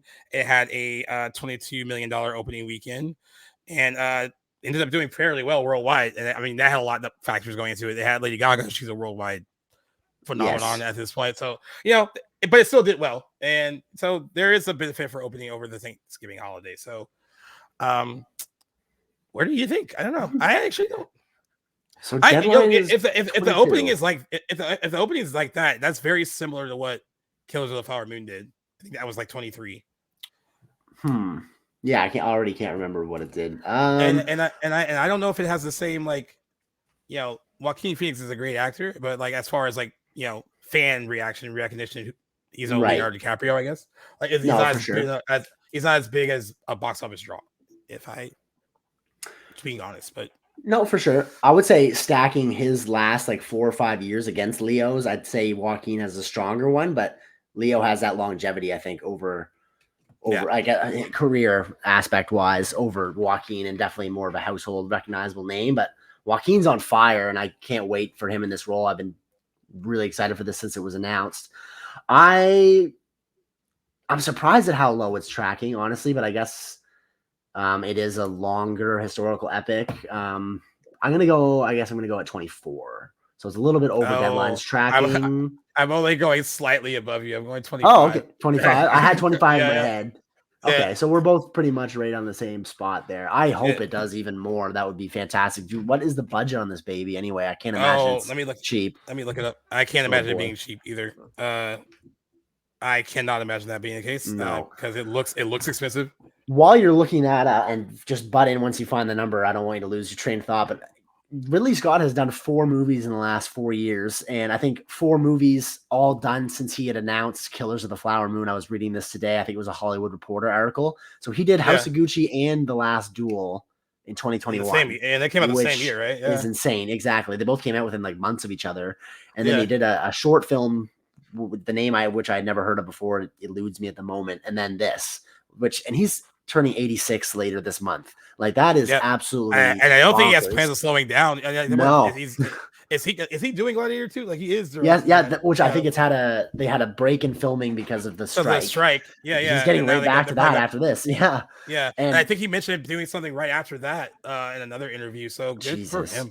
Well, he was quoted in that same article as saying that he is going to be making films until the end of his days. And at the rate that he's going right now, I think both him and Martin Scorsese both are on track to just direct until they're in the ground, because they are both in their mid 80s and still pumping out these massive budgeted movies. And I am so happy that we are still getting these movies from these gentlemen, because those days are narrowing, and it's sad, but cannot wait for Napoleon. And by the way, much like Killers of the Flower Moon, this is a $200 million movie. 200 even? 200 even. But I think these Apple acquisitions, everyone's like, hey, this is like, they think the return on investment in the long run is worth it to spend it on this. And I agree. This is why when some outlets have called Killers of the Flower Moon a flop, that's not accurate. Not yet, anyway, based on what Apple wants from, like, what was the end game kind of acquiring it. So I think it's the same thing with this one too. Agreed. Hopefully we can say that. I'm sure they're thinking of the big picture here. I think all this theatrical run is just going to be bonus material for them, bonus revenue, and then we'll see a lot of life and appreciation for these movies once it does hit Apple Plus. And by the way, I love to see it. This is a very crowded time at the movies. Whether or not you're into whether or not you really like these movies or like want to see all of them, but you have Wish, another Disney movie opening this weekend. You have Napoleon. You already have Hunger Games, Battle of the Songbirds and Snakes, Trolls Band Together, Thanksgiving, Next Goal Wins, and Saltburn are all currently playing in theaters. And I don't know. This is such a good time because, that wasn't the case because it took us a few years to get kind of back to this. Yeah. And now that now all the strikes are over, everyone can promote things the way they should be promoted. So it's nice to see that it is, and there's a little something for everybody out right now. So that's nice. I like really excited for Saltburn too. That's high on my list. It feels like a movie that's like so in my wheelhouse. Definitely. I think it'll be one of those sneaky movies that gets a lot of Oscar or like award season, maybe not Oscars, but award season love. I think so too. Yeah, really think so too. Well, speaking of award season kind of movies, 10 years ago, Dallas Buyers Club was an award season movie. And we have, of course, there's always like our list of like what's going to have an anniversary, a milestone anniversary in the year. And that's and our November, as far as like the anniversaries, looked kind of light because there were a ton in the month, but none of a lot of them weren't like, oh, we have to do that one. Right. But this was one that when I asked you which ones you want to do, this was I think the first one you kind of dropped your name. Yeah, jumped at the chance to see this again. I know we both discussed this offline, but it had been a long time, I thought, for myself having last seen it, and even longer for you. So I'm really glad we did decide to cover this one today. Yeah, for me, I hadn't been seeing this since it came out in theaters. So this came out on November 1st, 2013. That's 10 years ago. Now, why is that? Why'd you never go back to it, do you think? I don't know. And I liked it. I actually really liked it when I saw it. I had no qualms with the movie. And this, of course, was during a very long run of Matthew McConaughey having this really great career renaissance. Yes, the McConaissance. Yes, this was peak Yeah, this was the highlight. So like it's like, you know, the linking lawyer, Mud, and then all this. I mean, because he was like doing. I mean, he started out as his breakout was like in a dramatic role in A Time to Kill, and everyone was like, "All right, that which guy I is gonna." Just saw a couple months ago. Which is My a great mom movie. And he's great, and he's it. great in it. And you know that guy's going places. And then like he did some other dramatic work, but then he did like one romantic comedy that made a lot of money. That was The Wedding Planner. That was the first one. That was him and J-Lo. And then he did an even bigger one with Kate Hudson called How to Lose a Guy in 10 Days. And that was a huge hit. And then all of a sudden he was just in a bunch of those back to back to back. So it was like Fool's Gold and Failure to Launch and Ghost of Girlfriend's Past, Sahara. Like, and he lost credibility with some people as an actor having appeared in all those movies. And I didn't know his name when I was growing up, I'll tell you that. Yeah, so like, you know, he was in a bunch of movies that you probably would have avoided. Yeah, exactly. And just weren't getting talked about. Right. And then, you know, of course I made all those movies, but then it kind of, the culmination of it was this movie with Dallas Buyers Club, where it's like a transformative kind of performance where, you know, guy lost 50 pounds to play this role and really gave it his all. And, you know, I'm not going to just talk about it with him. Jared Leto, who I know we've talked negatively about some, or I have, I won't put you in this, about the whole like method acting. And there are stories about him being completely method on this. They said when they made this movie, everyone involved said those 25 days that he shot, they never met Jared Leto. This was Rayon's Rayon. That's who they met. Okay. And to be fair, I know I've criticized his stuff for doing that, but this was a much different beast. He's really great in it. Yes, he is. And I think when you're playing someone if you were playing someone who's transgendered, and like that could fall into like a caricature or stereotype, and you would kind of like, or what you think that person should act like. It could have easily been that, and it wasn't. There is something very human and like the humanity that he brought to that role. I'm even watching it again today, like right before I got on this, like that is one of the things that really grabbed me, was the amount of humanity that he put into that part. Well, let me hit you with this. I want to know, I did not know this until today. I'm just curious to see if you had heard, if you knew this beforehand or what your reaction will be to hearing it. But did you know that the character of Rayon is completely fictional? So I didn't know that till today. I found that out today too. So the two characters, though fictional, the Jennifer Garner doctor character is fictional, and so is the Jared Leto character. I guess they are kind of comprised of like when they're doing research, like kind of different. They're like composite characters, if you will. Right. But yeah, I did not know that till today. I know that was based on their real person. Damn, I wish I had broken the news to you. I remember I was reading this. I was like, what the hell? Like all these years, I just thought this is a real person. But you know, I guess the best way that character is used, and it's a much better fleshed out character too, don't get me wrong, but it's more of like a plot device to kind of give you know, Ron someone who changes his stance along with, you know, contracting like this disease as well, but meeting someone and forming this kind of like unlikely friendship with this person that gets him to gradually change his views on homosexuality and all that stuff, because, you know, the person that we meet at the beginning of this is a pretty big staunch homophobe. And I was reading stuff on The Real Guy to see if that was the case, and some people said they thought it was, and other people said that he wasn't anti-gay. Like I couldn't really I found it was a mixed response on that. But another reason why I think this part is hard for Matthew McConaughey, since he's so incredibly unlikable at the start. You have to like be able to like get the audience to like get on your side, right? And he manages to do that. Very much so. But in his own, like he doesn't compromise who he is as a person. Like the personality is still there, very like brash and very harsh. But it's almost like the Grinch, like, you know, like his heart goes three sides. That is a great comparison. I never thought of that, but you're totally right. Yes, he shows how he's kind of adapted and turned around in his own sort of Ron Woodroof way. Not like you don't go from a completely different character that you're introduced to at the beginning of the film. He's very much, you know, still got his foundation there, but he has changed and displays those. And I feel like very subtle, realistic ways that would actually occur in real life. Agreed.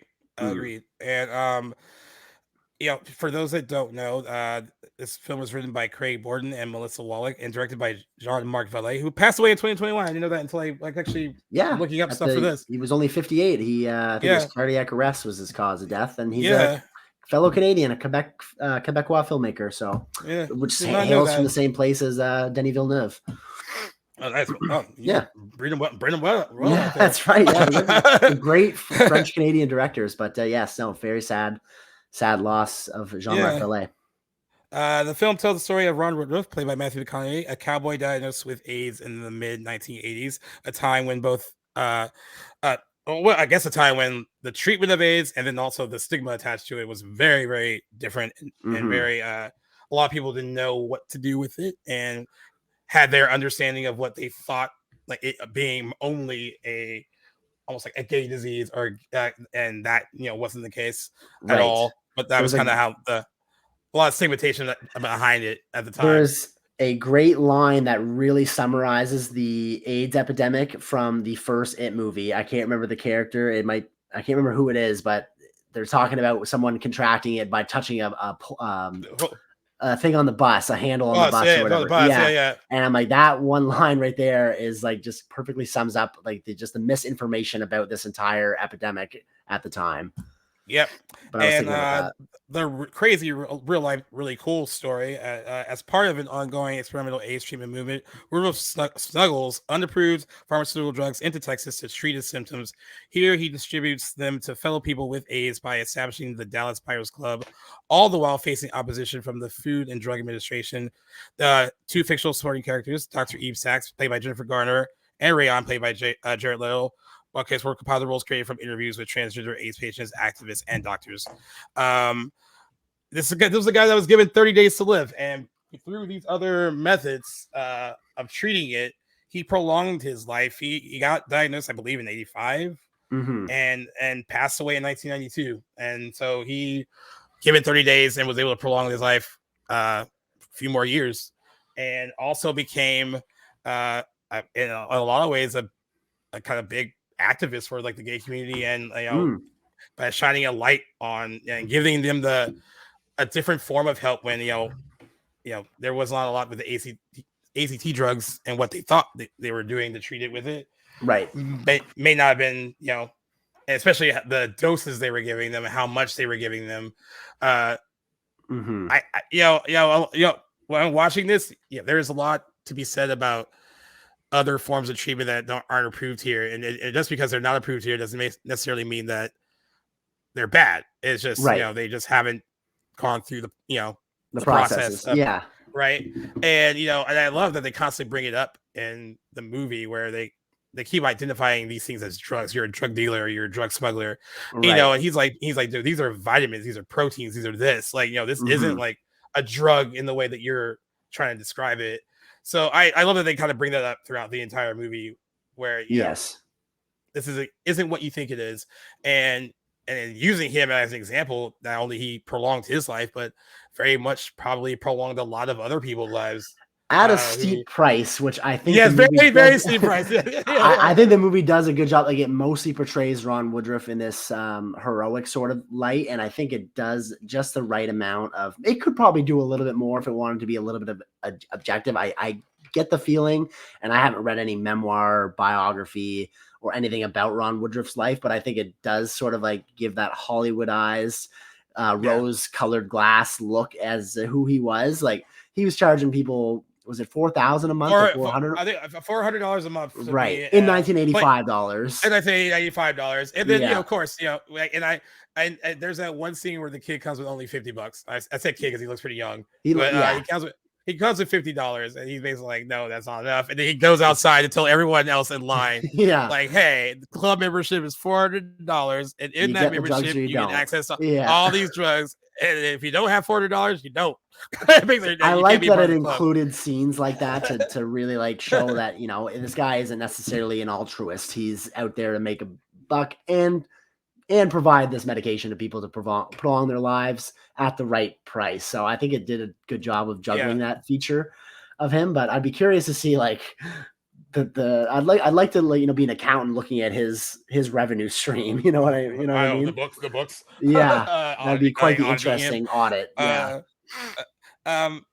To kind of before we go into a little bit more of the movie, just to kind of remind people, this movie was a big deal when it came out as far as box office and award season attention. Premiered at the 2013 Toronto International Film Festival, and it ended up grossing $52 million worldwide on a budget of $5 million. Oh my goodness! The film received widespread critical acclaim, resulting in numerous accolades. Most praised the performances of McConaughey and Leto, who received Academy Awards for Best Actor and Best Supporting Actor, respectively, at the 86 Academy Awards, making this the first time since Mystic River in 2003 and only the fifth film ever to win both awards. The film also won the award for Best Makeup and Hairstyling and garnered nominations for Best Picture, Best Original Screenplay, and Best Editing. So not to mention, pretty big deal. Yeah, huge deal. And not to mention, too, that both Leto and McConaughey were up against Leonardo DiCaprio and Jonah Hill for their performances in The Wolf of Wall Street. Yeah. That, to me, has been like one of the tighter races in Oscars history. And I am really not mad at how it went. I love both of those performances, or all four of them. But it's hard really to argue against the Academy in this one. Like it's so funny too, because like McConaughey was in Wolf of Wall Street. I mean, not long. He has that one big scene, but like also looking very thin, because he was actually had lost the weight for Dallas Buyers Club when he was shooting the Wolf of Wall Street stuff. So that was hard, because actually, Leonardo DiCaprio on Wolf of Wall Street, that is a performance. Like him and Jonah Hill are incredible in that movie. I love them in it. I think, and not to take anything away from the McConaughey or Leto performances at all, because they're both great. The Academy tends to, when the performance is transformative, like when it's a physical transformation, they tend to like that a bit more. In the case of like both actors, Matthew McConaughey lost 50 pounds to, accurately portray him as someone who would be dying of that disease. You would be losing a lot of weight. You'd be gaunt. Because when we meet him at the start of the story, he's already had it, and like you would look physically like that. And then Jared Leto lost 30 pounds to play the part. Oh wow. And as we said, went all in, all in playing the role. And there's something like the Academy does love roles like that. But I think they're both strong performances. I think I was not mad when they won, from what I remember. I thought but I do agree that it was tight. Very much so. I wouldn't have wanted to be the deciding vote, we'll put it that way. And honestly, also one of the rare occasions where, because usually you get a Best Picture nomination, there's a Best Director nomination, but that did not happen with Dallas Buyers Club. Also I guess like kind of shows the evolving times of like what we usually predict, like, oh, if you get a Best Director nomination, you're gonna get a Best Picture nomination. Oh, if you get a Best Picture nomination, vice versa. So that doesn't always happen. Another good example is Argo. Best Picture winner did not get nominated for Best Director for Ben Affleck. So it happens sometimes. But what was your first experience with it? What did you think about it when you first saw it, and like how did you feel about it rewatching it? Well, I'd be curious to actually pinpoint when I'd first seen it, because I can only do my best to slap a number on it. I would put it somewhere in the vein of 5 to 6 years ago. So well after it had been hyped up as this great, performance, Oscar-winning movie, and I knew it was like on that list of movies that I had to watch early on into like my film-loving, I guess, journey, if you will.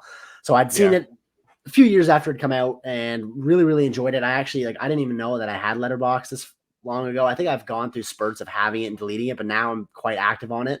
But I had it ranked at a 5 out of 5 stars before. And and this is, I was a little bit junior at the time. I think I'd ranked it. I still think this movie is incredible, but I still ranked it quite high. I think I noticed a couple more things about the film. I don't think it was like one of those like perfect movies. So I still had it quite highly ranked. I don't even remember. I think I just was very generous with my 5-star ratings, maybe at the time when I'd seen it. So I hesitate to say that I liked this movie less than when I had first seen it. I think I've just sort of matured as like a reviewer and like how I approach like looking and critiquing movies now. So definitely really liked it at the beginning, the first time I'd seen it, and very, very much appreciate it now. And I'd say I liked it probably just as much. I'm glad that it had been so long, because there was lots that I'd forgotten about.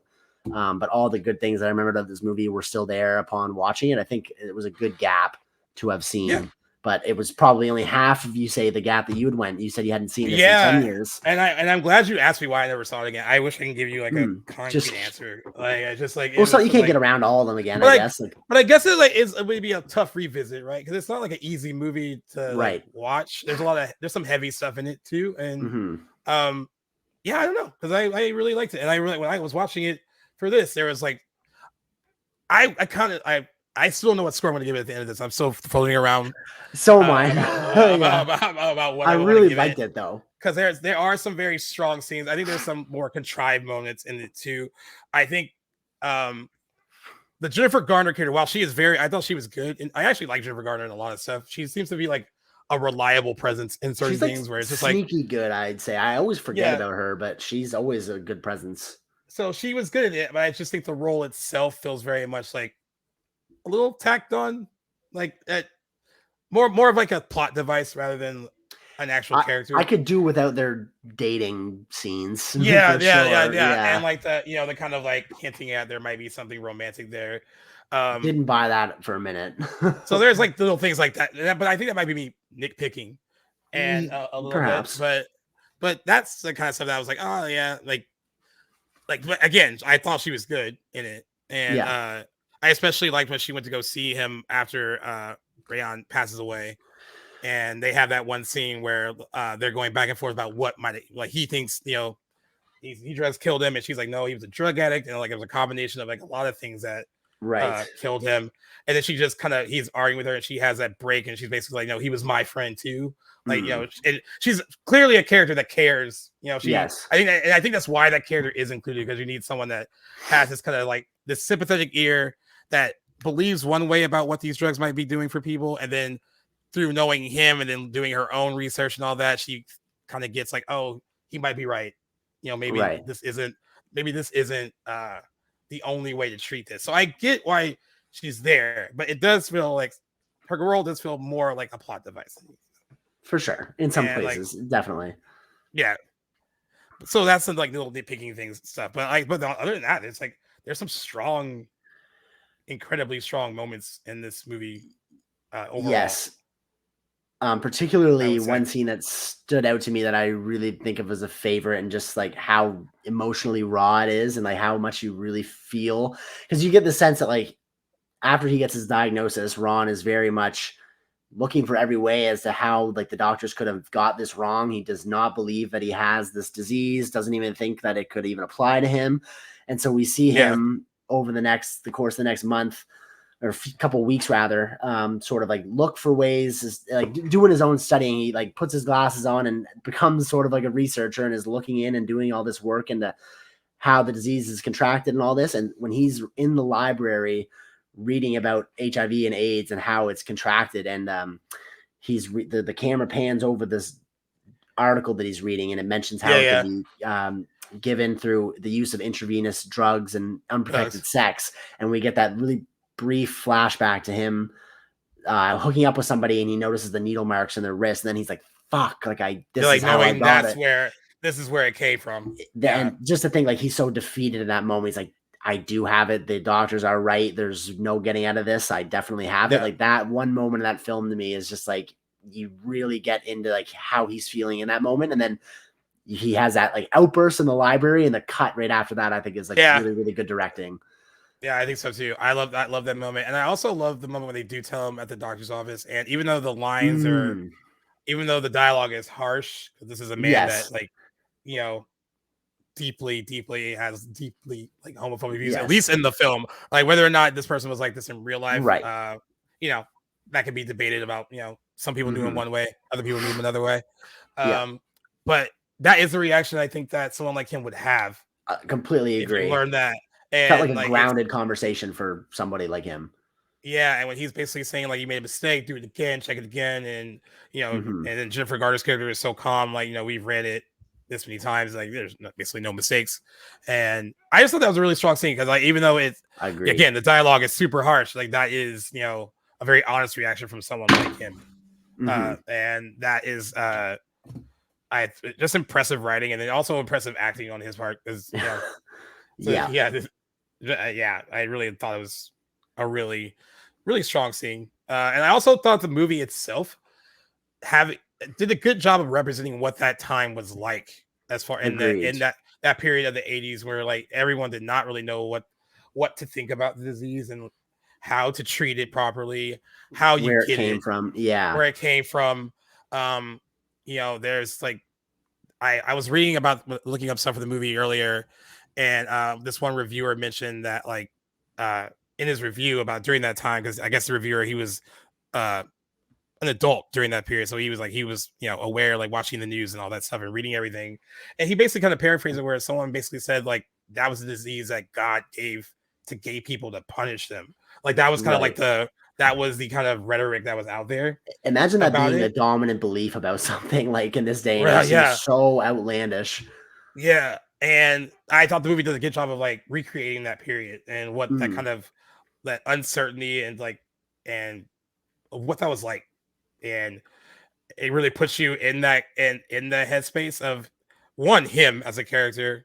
And then once the Dallas Buyers Club grows and you see, I just like that was great. Like all those numerous scenes where you just see people lined up to go in that like motel or whatever they were at, and it was just like, but so many people were seeking that kind of help, and that's why those like little moments were like strong for me too. Like it was just like, oh, this is how like people who were looking for some kind of way to like extend their lives even a little longer. Right. I think that was like a powerful message to see that in the movie too.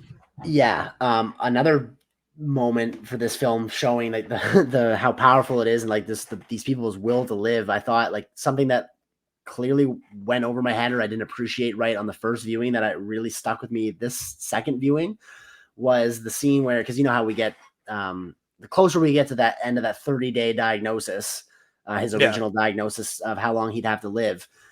We see like day 23, day 27, day 29, and like we're seeing these different ways in which he is turning to different ways to stay alive or looking for some other avenue to keep going. And we get to the point where we see he's so desperate and so out of options that he literally, and we get no really evidence that this is any sense of a religious man, but the part to me where he's like praying to that statue of God at the church, like just begging for some way out, like to keep alive was like very harrowing and very like dismal and like scary to me, I guess, in a way. Like here's somebody that's so not ready to die, and makes him very much like a fighter, but to be at that, to be that desperate, I guess, to go to that, to use religion, I guess, is like your last sorts, like is just very like existential, I guess, for me. It's like, this is a guy whose nose is being confronted with death and is not ready to go. And I found it just a very poignant moment in that movie. And then similarly, you get another scene with Rayon near the end of that character's journey where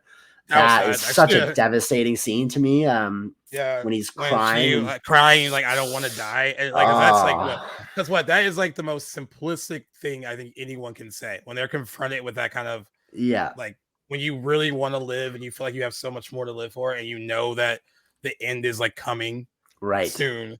And like this almost like kind of like the way that line was delivered is almost like this like final plea to like whoever, if it's God, whoever that might be listening, that's like, I don't want to die. Like, you know, like that is, I thought, Jared Leto's strongest moment. I agree. In the movie. And that it hit me like right to my core. I was like, oh, that was like a powerful devastating. Yeah. And I think that's the last we see the character.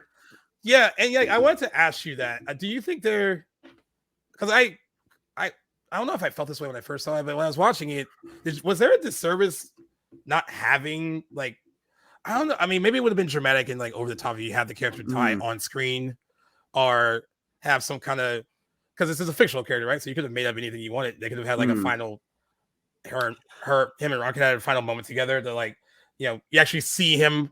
But I guess Matthew McConaughey does have a strong reaction to finding out about that's what I was gonna say. I like that we find out at the same time that he does, because for all the audience knows, Rayon could just be on their last legs in the hospital, but we find out that they had actually passed when the news is delivered to Ron, and his reaction, I think, is like very perfect, and I really like that scene when he goes pretty much on brand with how he is as a person. Goes in the hospital, starts accusing them of murder. And they know as soon as he walks in, because that one, they know the nurse in the front that's like call security and like all that. So I like how his death is so portrayed. cool. Yeah, I like was wondering that. how you felt about that because Yeah. In my mind I was like, I wonder if it would have been stronger if we actually saw it, but I guess Perhaps we'll never know. But I had no qualms with how it was delivered. I liked being there in that moment. I didn't like it from the film point. Yeah, I enjoyed how it's delivered. I don't like being in that. That sucks for the character, but I like how we're delivered that news with Ron and get the chance to react with him. Right. Agreed.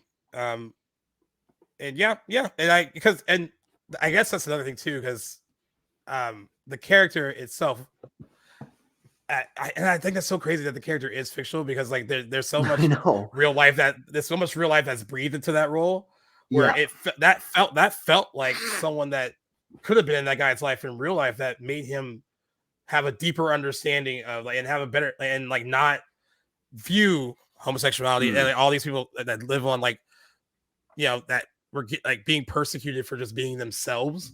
Like he kind of learned so much through these. I was like, wow, I can't believe that was a made up one. But I guess if it's like composites of like different types of people that did kind of exist during that time, then maybe it's maybe that's fine. Maybe it's cool that this is a combination of many different real life people. And we've seen that work in film before. What's her name? It's done in Chernobyl. That Emma Thompson. Oh yeah, you're right. Thomas or Thompson. I always mix it up. Her role is a composite of a bunch of other different scientists. I think it works well with the character of Rayon here. It would have been, I guess, more wholesome for them to have been a real life person that Ron was able to bond with and become an ally to over the course of their relationship. But for those who don't know and don't bother researching beyond what you see on the screen, I think it's a perfectly suitable character and does exactly what it's written to do. And by the way, Jared Leto hadn't acted in years until he got this role. He was focused purely on his band, 30 Seconds to Mars. Right. And this movie was one that got him back into wanting to act. He actually had seen the script floating around earlier because this is like they've been trying to be writing this since like 92, like I guess right after Ron passed away. So this is like a long development process, but it pulled him. Like, I guess I wouldn't say he was retired from acting, but he definitely wasn't hiatus. Maybe, hiatus. He said like when people basically said that he stayed in character, he basically was like, I stayed in character because he thought the role was important and it needed all of his attention to detail. And this is the best, and that's honestly the best way I've heard him describe this kind of his method acting on a project. Okay. This is the one time I'm going to say that I don't think it was a detriment. It clearly works for this. Right.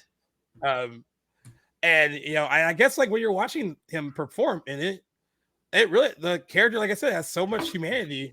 It feels so fleshed out and real. And that, I guess that has a lot to do with like the commitment, I guess. That very much so. Went into playing that part. I mean, I commend it. And I love the way the part's written. It's like a really well written role because I think, like I said, where I said that Jennifer Garner's role felt like a plot device, I also think Rayon could have been too, but there is something that Jared Leto brings to that role that's much deeper than that. And not saying that Jennifer Garner didn't bring anything deep to her role. It's just they are very different roles. Yeah. The way she's used is a lot different compared to the way Jared Leto is. I feel like she's a little bit more of like the audience's way into like the scientific conversation in the movie too. And how like the hospital side of things and the drug and the FDA sort of perspective. I'm curious, did you in your findings, did you happen to notice if this was adapted from a book or anything, or who, like if it was just written as a screenplay from the ground up? I believe so. The screenwriters, I don't think it was like a book or anything like that. That the writer had been interviewing Woodroff right before he died in 1992, and that's when they started writing the script. Oh, okay. So it started as a movie, and then they polished that script. So started writing in 1992. The script didn't get polished till 2000. So that many years go by. And then they sold it to producer Robbie Brenner. But then they left the project and they were developing it at Universal Pictures. And then it transitioned over to Focus. So this was like a long process to get the movie made. No kidding. And and shot very quickly. They said in 25 days. And yeah. Well, for $5 million, I had no idea. I guess I never really considered the budget of this movie, but that is, for that quick shoot and that small budget, like this has been a very, very impressive feature. Yeah, I agree. And other people up for the role other than Matthew McConaughey, Woody Harrelson, Brad Pitt, and Ryan Gosling were three of the names that were tossed around before Matthew McConaughey got involved in the film. They actually liked that, because Matthew McConaughey is from Texas. They liked that he had a connection there. Yeah. He can kind of have a deeper understanding of like even what the area would be like during that time, and what kind of like what the pulse was like during that time as being from Texas. I can't picture any of those actors. As much as I love all of them, I cannot picture anybody else. Yeah, me too, man. I was like, Woody Harrelson has that vibe too. I think it's funny because oddly enough, they work together. They are very close too. But I can't see Brad Pitt doing it, and I think Brad Pitt can do most anything, but I don't know. And Ryan Gosling, I don't even know about that either. I'm surprised. This isn't like I don't picture him going for a role like this, but yeah. They said that it was a lot of like his natural charisma that also made him want to pick Matthew McConaughey, and he actually does. There's something about him. He's very, very left of center, but in a good way. He has like a very like unique personality. He does. He's wonderful to listen to speak. His Oscar speech actually for this role is quite heartwarming too, and very good listen for those that haven't heard it. Very good. One of the better ones, actually. Yeah, agreed. Very, very awesome acceptance speech. And then Hilary Swank was actually up for the role. Jennifer Garner ended up getting, but she dropped out of the film at the last minute. And that's interesting too. I was trying. And I can see her playing that part. That seems like a very Hilary Swanky role. Yeah, very much so. That's because sometimes she's also like that kind of like reliable presence in movies. Good, like sort of like heroine sort of presence. Yeah. Jennifer Garner said that Matthew McConaughey gave an even wilder performance in takes that didn't appear on screen.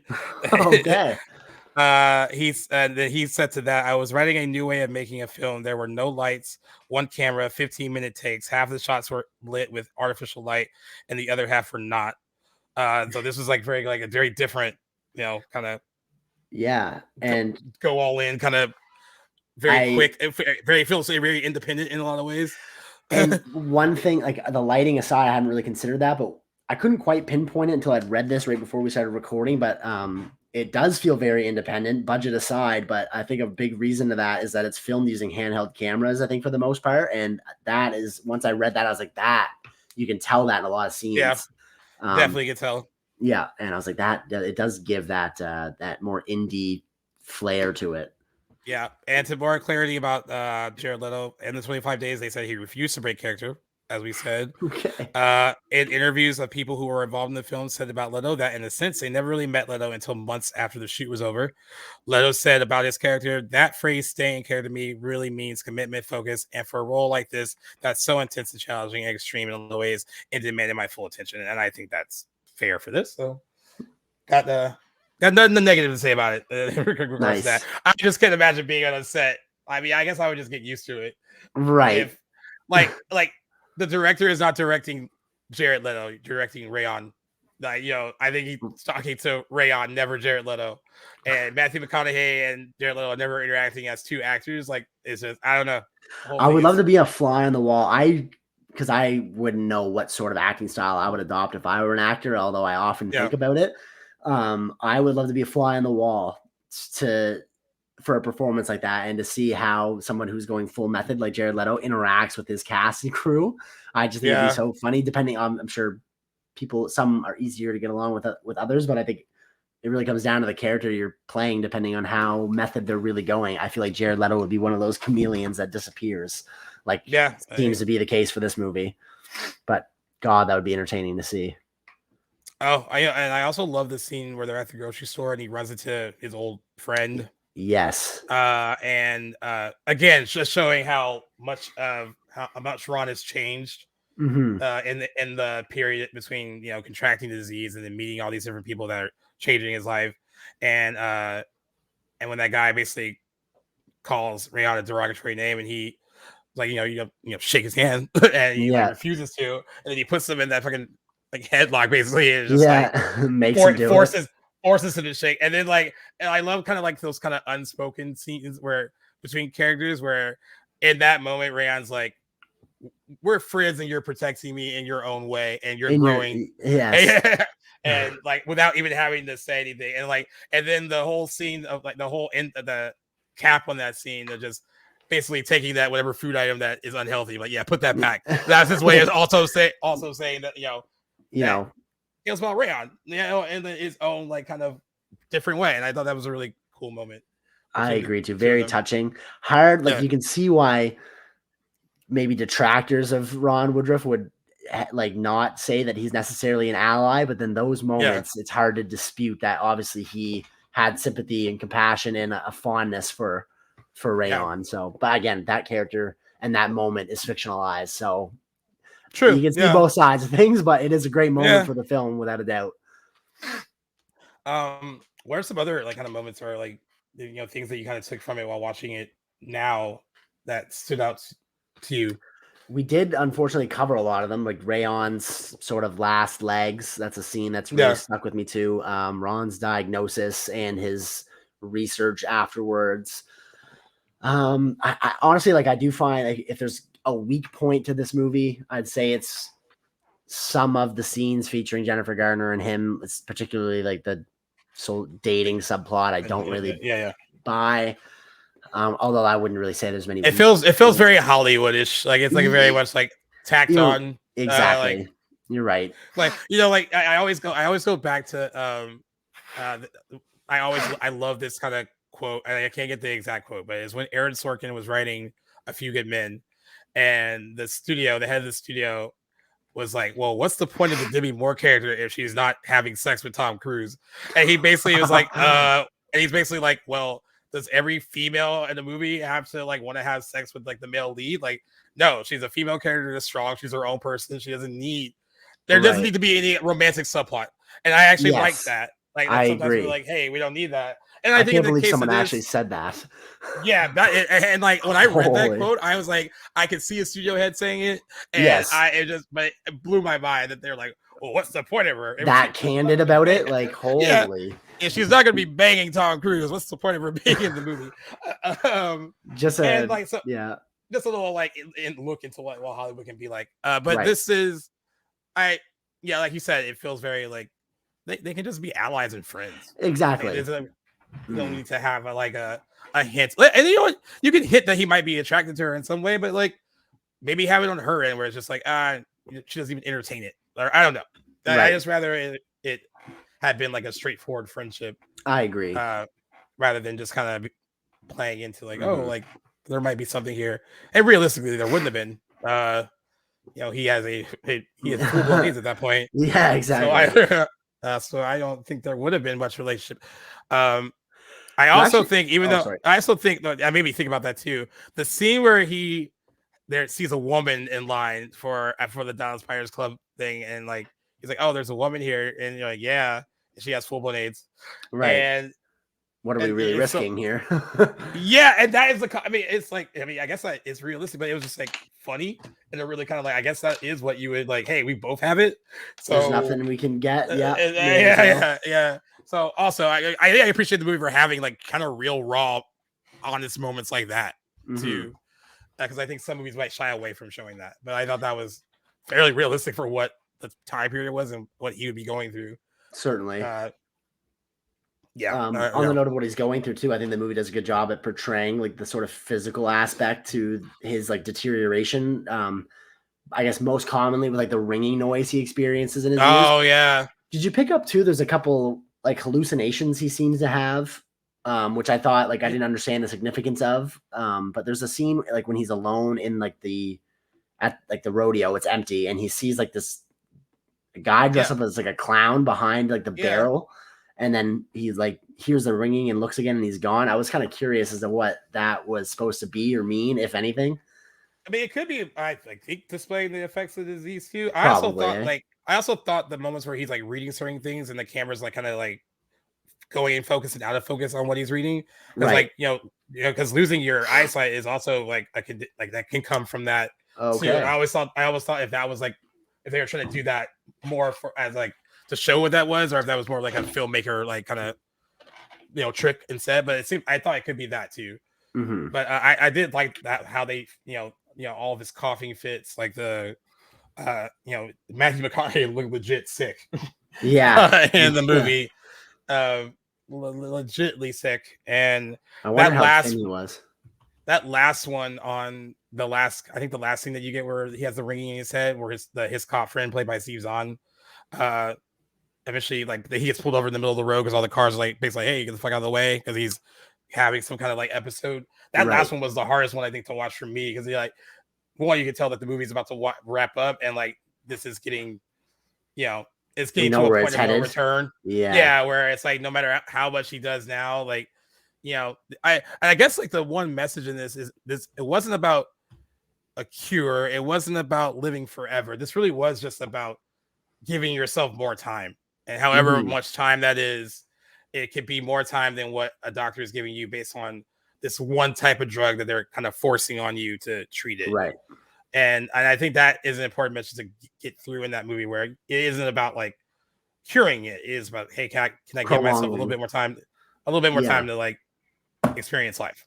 And I think the movie does a good job of conveying that through different characters, whether they're fictional or real life. Definitely, that is the message I think that the viewer is left with, indisputably.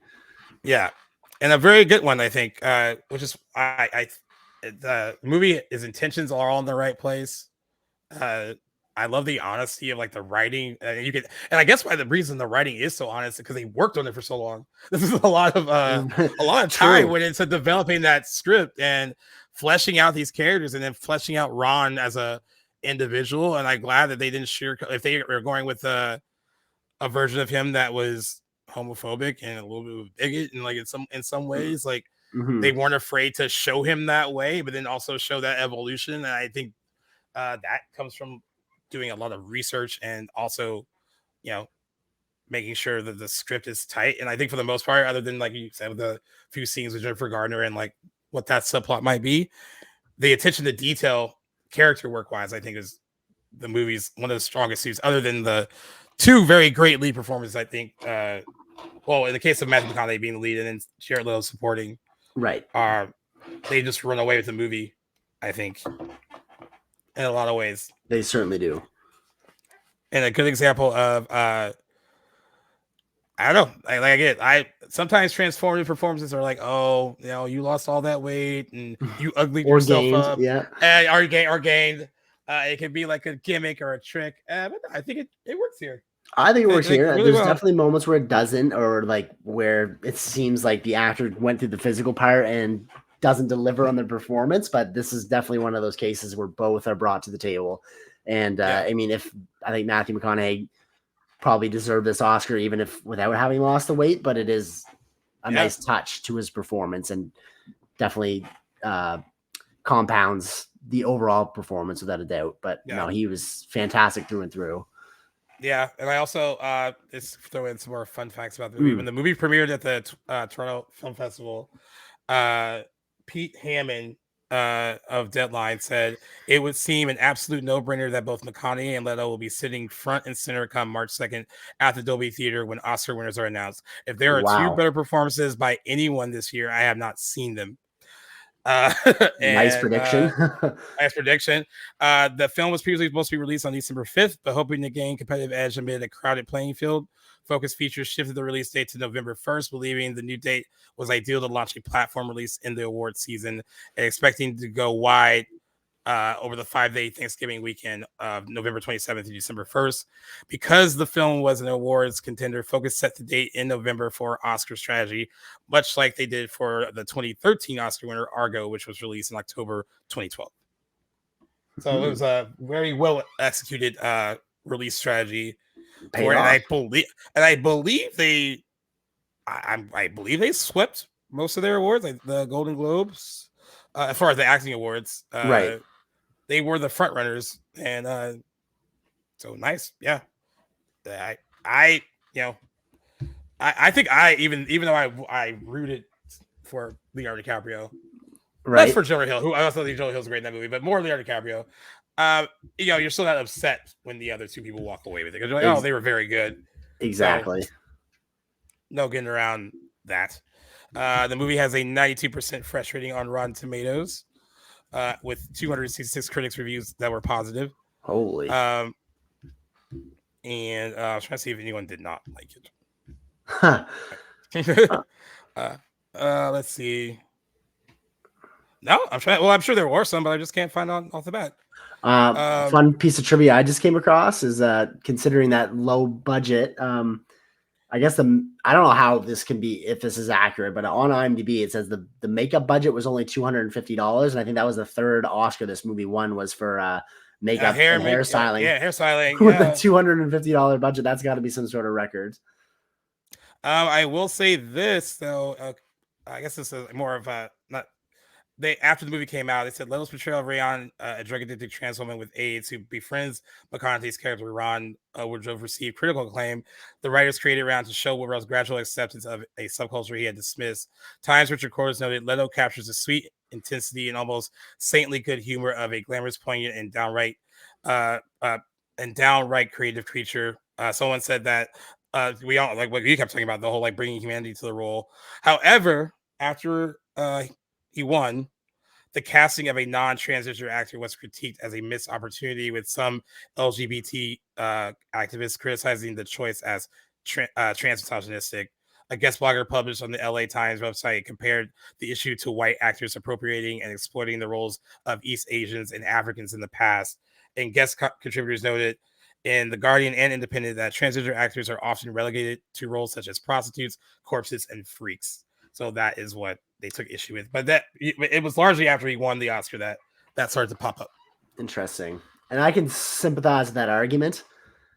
But to me, obviously, I'm not a member of that community, so my opinion doesn't mean really much on this matter, but I never looked at like Jared Leto's casting or performance as like being in bad taste. I always thought he was the right person for that job, and clearly was, awarded the best performance of that year. And hard to argue against it, but I can see certainly where the argument is made for that. But I never believed in that, I suppose. And then also the way I'll just, my opinion, like we kept talking about the humanity and stuff he's brought to that role. If he's bringing a sense of honesty and authenticity to it, I think that should be viewed in a positive way, where like Leto made it a point to not make Rayon a caricature. And I guess the writing of that character too.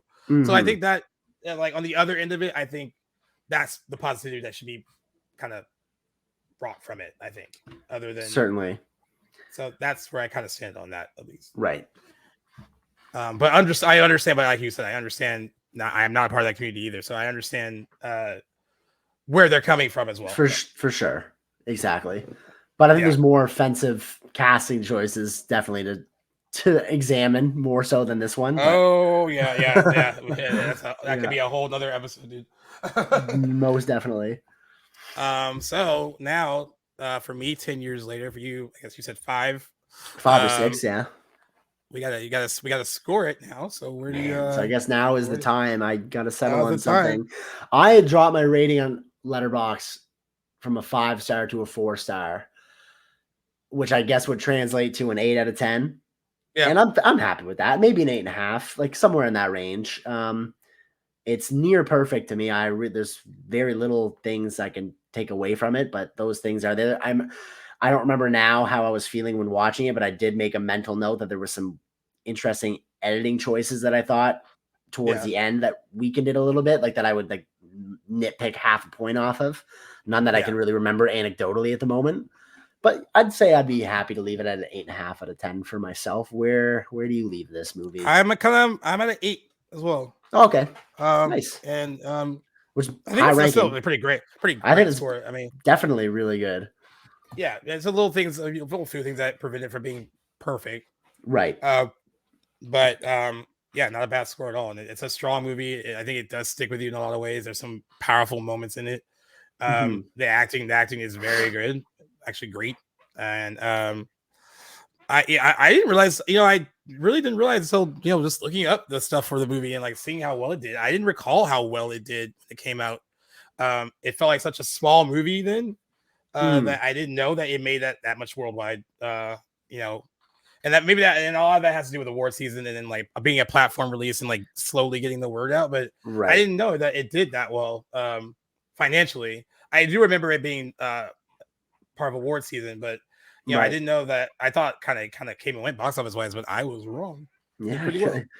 Yeah, definitely made its budget back and then some tenfold, which is quite impressive. Yeah. But yeah, I know. I leave you with this. For me, I think it's a movie that everyone should see and discover. If anything, you get to see two very great performances from two very good actors, at least in that part and that time at the top of their game. For Matthew McConaughey, really continuing this whole like transition again to be like, yo, I remember everyone. I can act. I can do this. I don't have to just do fluff anymore. You know. And then with Jared Leto, I mean, that's another good example. I mean, he hadn't acted in years, and you don't act for years. You come out, do a movie, and then you win your Oscar. So, good for him too. Definitely a good sign for him, and interesting career afterwards, post Oscar win. But now here's what I'll say about this. This is probably the last Jared Leto performance I've actually really like thoroughly enjoyed, because after this, it all went off the rails. I can't. I mean, there's some people that loved him in the House of Gucci. I thought that was bad. It's like Super Mario Brothers or something going on. Like, it felt very caricature, but whatever. Yeah. But this is the last performance that I was like, oh, that's really great. So I'll live in that zone for sure. At the very least, he gives a fantastic performance in this, and I echo everything that you'd say. Can't recommend it enough if you're in the mood for a drama, heartfelt human story. Then Dallas Buyers Club would be near the top of my recommendations for anybody looking to be in that sort of mood. And as far as McConaughey performances too, this would be very near the top. This is as good as he gets.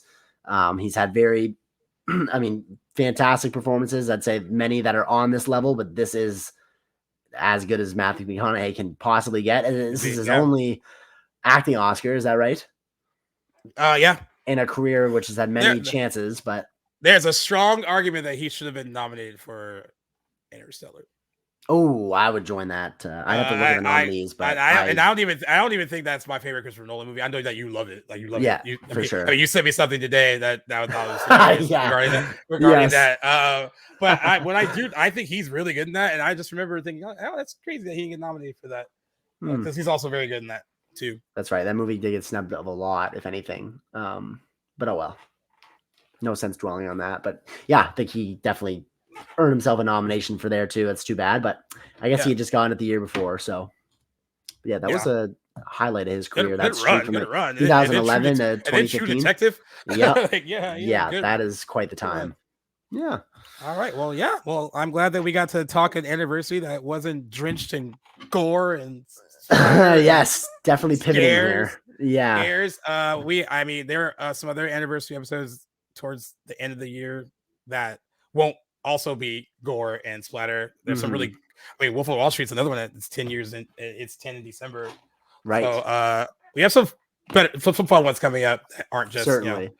I love when we get to do this, like ones like this, though, because we have a bunch deeper. It reminds me of when we did Fruitvale Station, which was like another fun, different kind of anniversary episode where you get to dive into these ones a little deeper than the horror ones, but certainly at least it gives us a little different flavor for each one. Yeah, very happy to have covered this too, and we got to split this episode. Like, it was pretty much half news, half dive. So that's great. I guess like what we do best. I guess so. The best of both worlds. Best of both worlds. The post-strike Back to the Blockbuster is here and here to stay. And for the foreseeable future, doesn't look like there will be anything getting in the way, at least hopefully, barring some massive shift in Hollywood. So things are calm again, and the show is back to its regular scheduled programming, and it's good to be back. Yes, but I agree. Yeah, without any further ado, unless there's anything else you'd want to wrap up with. No, I'm just gonna say that by the time you guys hear this, it'll be the day after Thanksgiving. So we hope you guys had a great, in the States at least, had a great Thanksgiving, and that you're full and in your proper food coma, maybe while listening to this episode. Yeah, there you go. So yeah, I hope you guys all have a great Thanksgiving as well. Have a slice of apple pie on us, guys. Enjoy your long weekend. Hopefully you all survive your Black Friday shopping extravaganzas. Best of luck from both of us at Back to the Blockbuster. And I guess with that being said, this wraps episode 133 of Back to the Blockbuster, guys. Thank you so much for joining us on today's episode where we dove back into Dallas Buyers Club, which turns 10 on November the 22nd. And thanks for listening to our new segment as well, guys. Always good to have you guys back. Check us out anywhere you guys get your podcasts at Back to the Blockbuster, and anywhere you guys are active on social media, you can find us there at that handle. Gaius, excellent. Episode 133, my friend. I will see you next time. Until then, guys, take care. Stay safe. Happy Thanksgiving. Peace.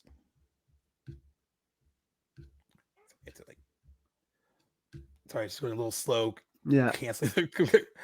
And recording. There we go. Sorry.